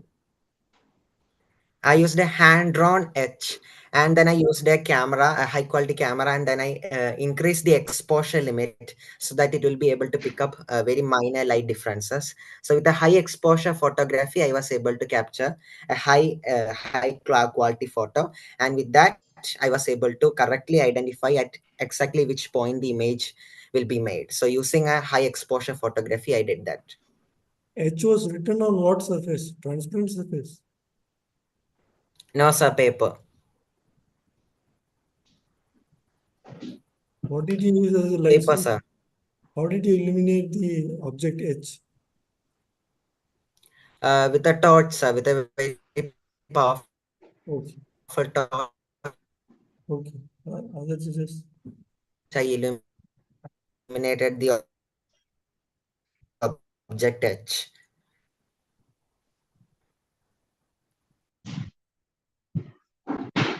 Yes, opponent. Yes, sir. What factors do you believe that must have contributed to the discrepancies between the predicted value and measured value of focal lengths? I think mainly because of maybe errors caused by measuring using a simple scale. So that isn't exactly to the because the reporter has used millimeters to find the axial resolution. Sorry, I think it's nanometers. He could have at least tried up to maybe millimeters or even less than that. So that is one major discrepancy. Also, other things like there was no proper correlation between the radius of curvature and the height and the size of the droplet. That is also an issue. I have a question for the reviewer. Reviewer, do you think the power of the light has to do something with the resolution of the lens? No, I think that the wavelength of the light has something to do with the resolution of the lens and not the power. Okay. Reporter, do you agree with this? Can you once again repeat? Do you agree with the fact that the wavelength of the No, light has to do something with the no. Reviewer resolution? statement. Reviewer statement. Reviewer statement. Sorry? Reviewer statement. Can you once again repeat the reviewer statement? So I the said reviewer that, said, oh, yes, huh? She I said, said yes. I said that the power of the light will not affect the resolution. What will affect the resolution is the wavelength of the light. Power will also affect the resolution. Okay. Practical resolution. In theory, it will affect because power is not a factor, but in practically, if more is the magnification, then we can see more resolution. And power is related to magnification. Power of the laser which you Oh, directed to okay. the lens. I didn't use a laser to find the resolution. I used the USAF resolution target and water droplet to find the resolution. The laser My was not. question is, does the power has something to do with the resolution of the lens? Does it have something to do? Yes, practically, yes. If it was a stronger laser light, then it would then we will be able to see the slight differences more and more, the slight differences between the shadows of the image. Could you more and more. elaborate them, please? What kind of differences, to be precise? Okay, so if there was a tiny object in the water droplet, a less powerful laser will not be able to catch it. But if it was a more powerful laser, we'll be able to obtain a more clear shadow of that of that tiny object in the droplet. So by And may I ask essentially, why? because we'll be able to identify it better.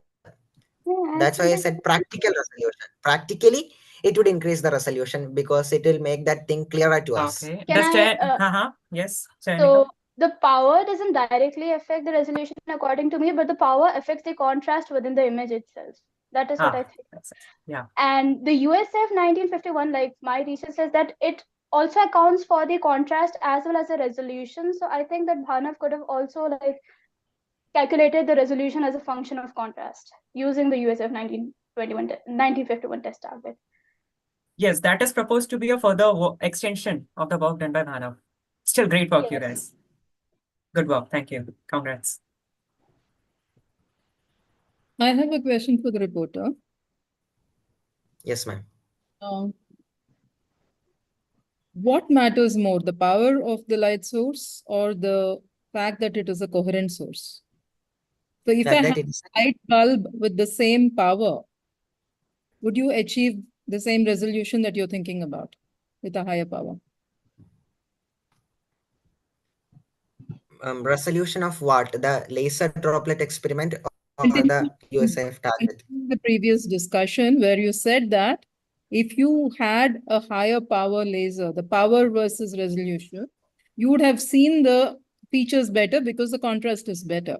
My question to you is, what matters more? The fact that it's a laser or the fact that there is a higher power? Or both? Or is it an and or? The fact that it's a laser. Laser is effectively focusing a high energy of light rays. I mean, if it was diffused, then we'll not be able to see a clear image at all. The fact that it's a laser creates this image. Like a laser is pointed to one tiny point inside the water droplet. And that's why that one point gets magnified to a 200 times, to 100, 200, 300 times. If it was a light bulb, the lighting will be a more diffused one. So we'll not get a clear image and we'll not be able to focus on one particular part of the droplet. We'll only get probably a shadow of the water droplet on the screen. One quick question to the opponent, Musa. Yes, ma'am. Do you think that the height of the drop is a function of the radius of the drop? Or are there other parameters? I was asking what the relation is. I'm asking you what you think about.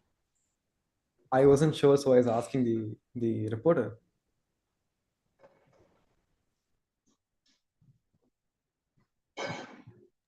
Can I say that answer, ma'am? I think the time is up and we've already exceeded a lot. So I would like to hand over the proceedings to Jiwai sir and Miss Madhuri ma'am so that they can continue with the leftover portions and declaring the results. To finish the assessment, and I'll just come. Just a minute to complete.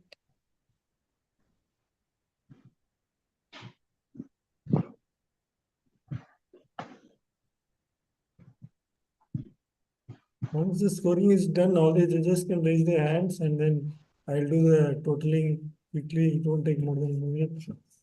And I will hand over the proceedings to Madhuri ma'am. She can engage the jury. And all the jury can take turns giving feedback to each participant. The plus, minus, improvement areas, everything. We want them to learn from their experience. So your feedback is very valuable. So could we ask the other judges today to first speak before the results are in? No, first let's make sure everyone has entered the scores. I haven't done it myself yet. I was talking.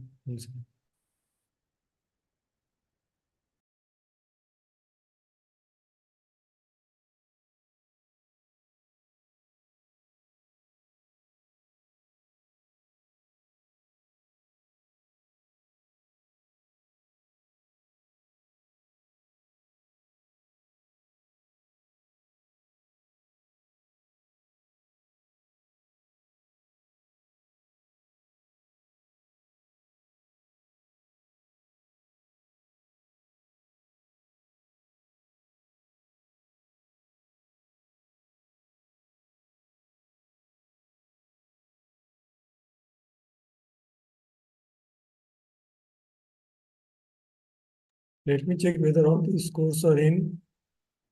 1 minute.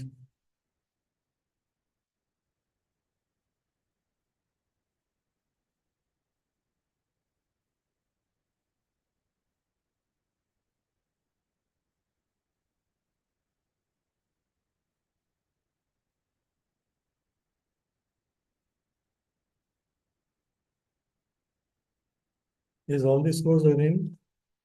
I'll just take a few seconds to copy them into the formula. 1 second.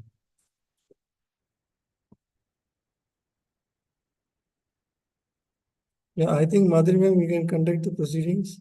I will send you the results and then you can announce the results. Yeah, thank you. So I would first invite the fellow judges to please give their comments. Maybe we can start with Professor Kollappa.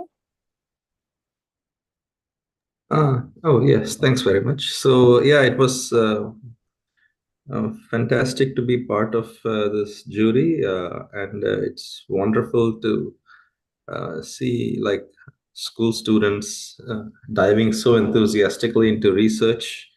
It sort of breaks the myth that research should be only conducted for, uh, open problems in science or things at the frontier and things like that. That's already spoken. It's not true. I mean, in anything that you don't know that you find out on your own is research. And I think these three kids have demonstrated this today very amply. And to be very frank with you, I myself feel in most cases that people should just sit down and do assignments and do homework problems and things like that, and research should probably be left alone.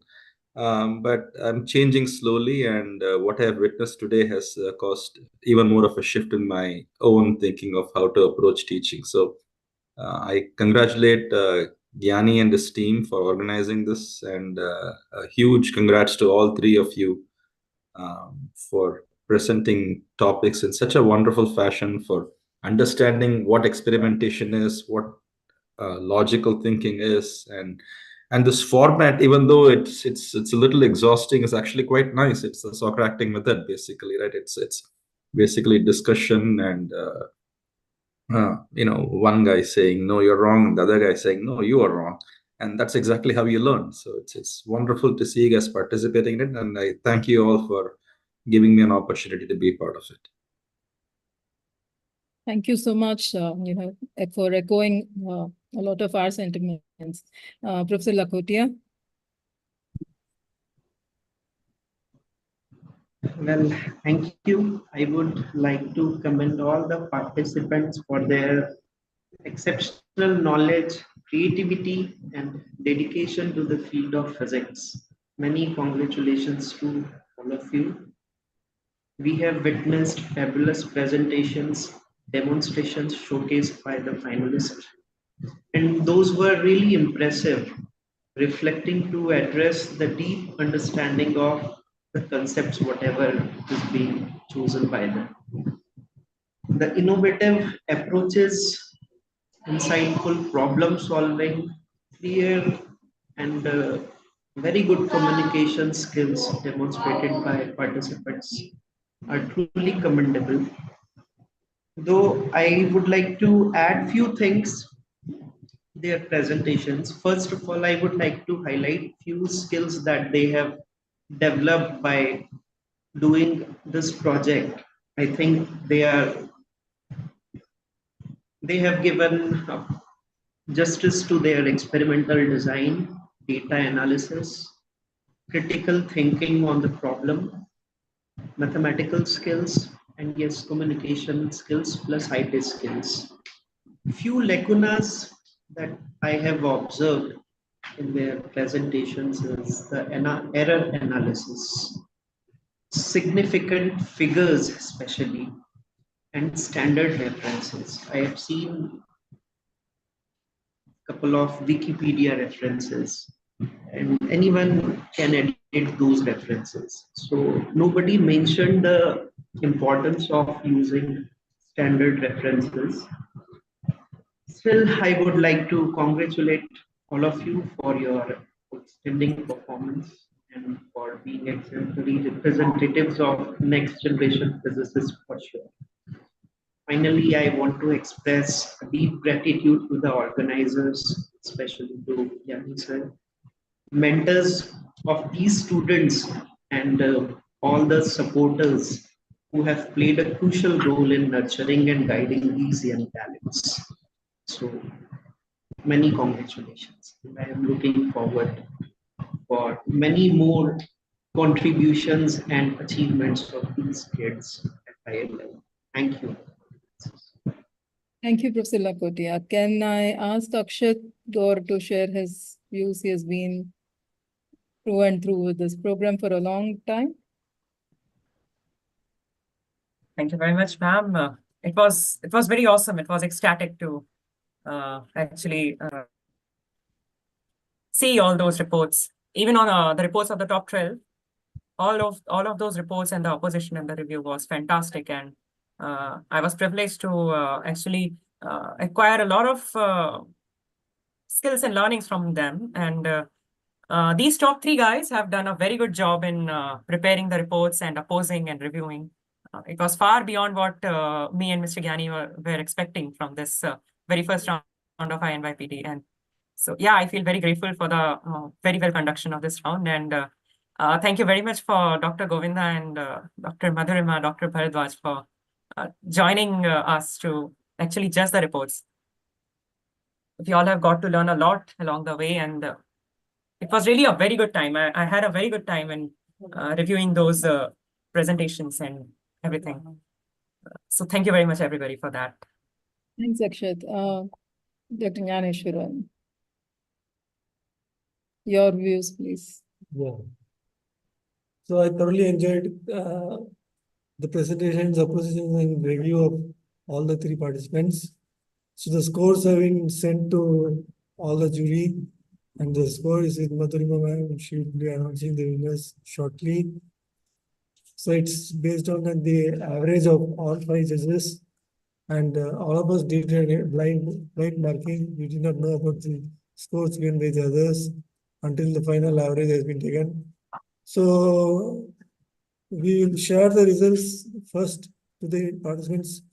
Like we'll mail the detailed spreadsheet to you immediately. So right now we just announce the winners.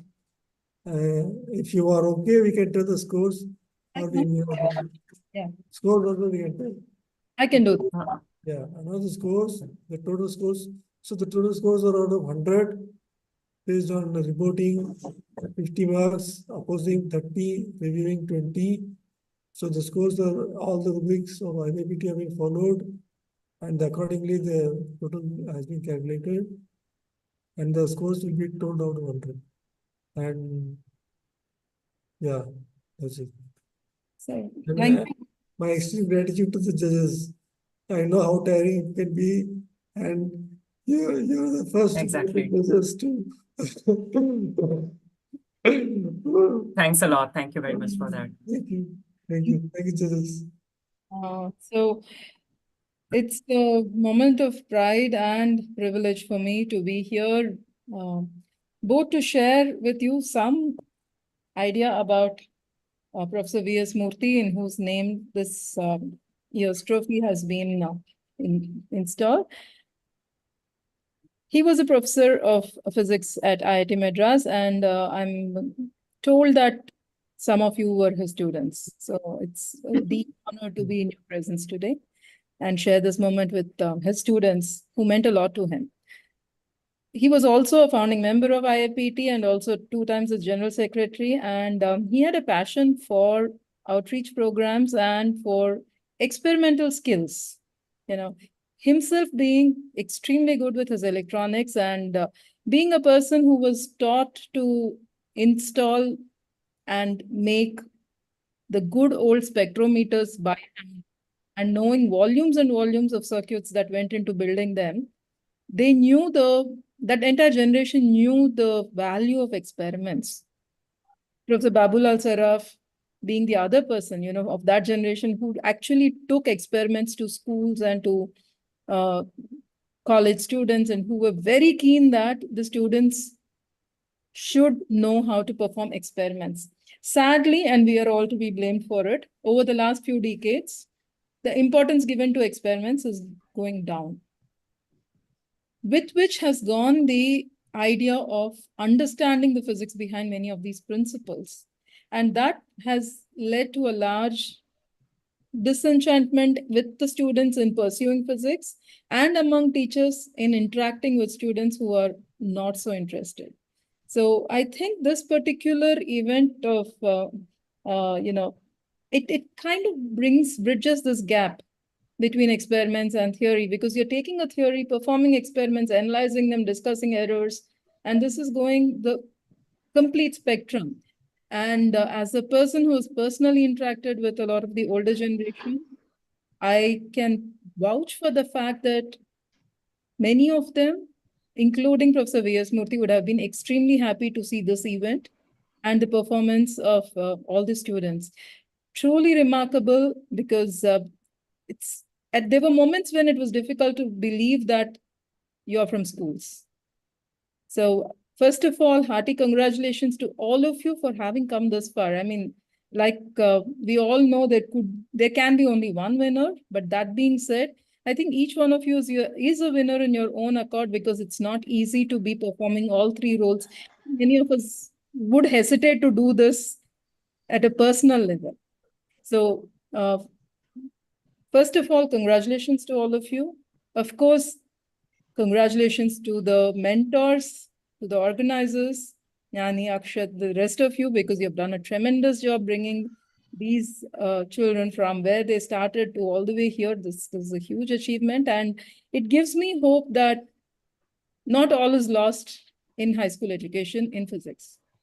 And the more we can take this to more number of schools, I think there is hope for all of us. And with that, I would like to announce, with the permission of everybody else, the results for the INYPT 2024. Ma'am, once again, just to show the significance of these winners, I would like to share some information that we started off with more than 200 participants actually more than 500 participants. Then we had round 0, which was a elimination, which was a qualification round. Like I tested whether the students of the basic physics and math needed to do research of this level. So 200 qualified in that. Then we had round 1, round 2, round 3, round 4, and they were not elimination rounds, but rather they have to satisfy the criteria. They have to do the minimum standard of work. So some students, they fell off by the way, like they had board exams, school exams, and they would not keep up the hard work required to continue in the tournament. So finally, in the last stage, all 4 rounds completed, we had 12 students as finalists. And from those 12, these 3 took part in the finale today.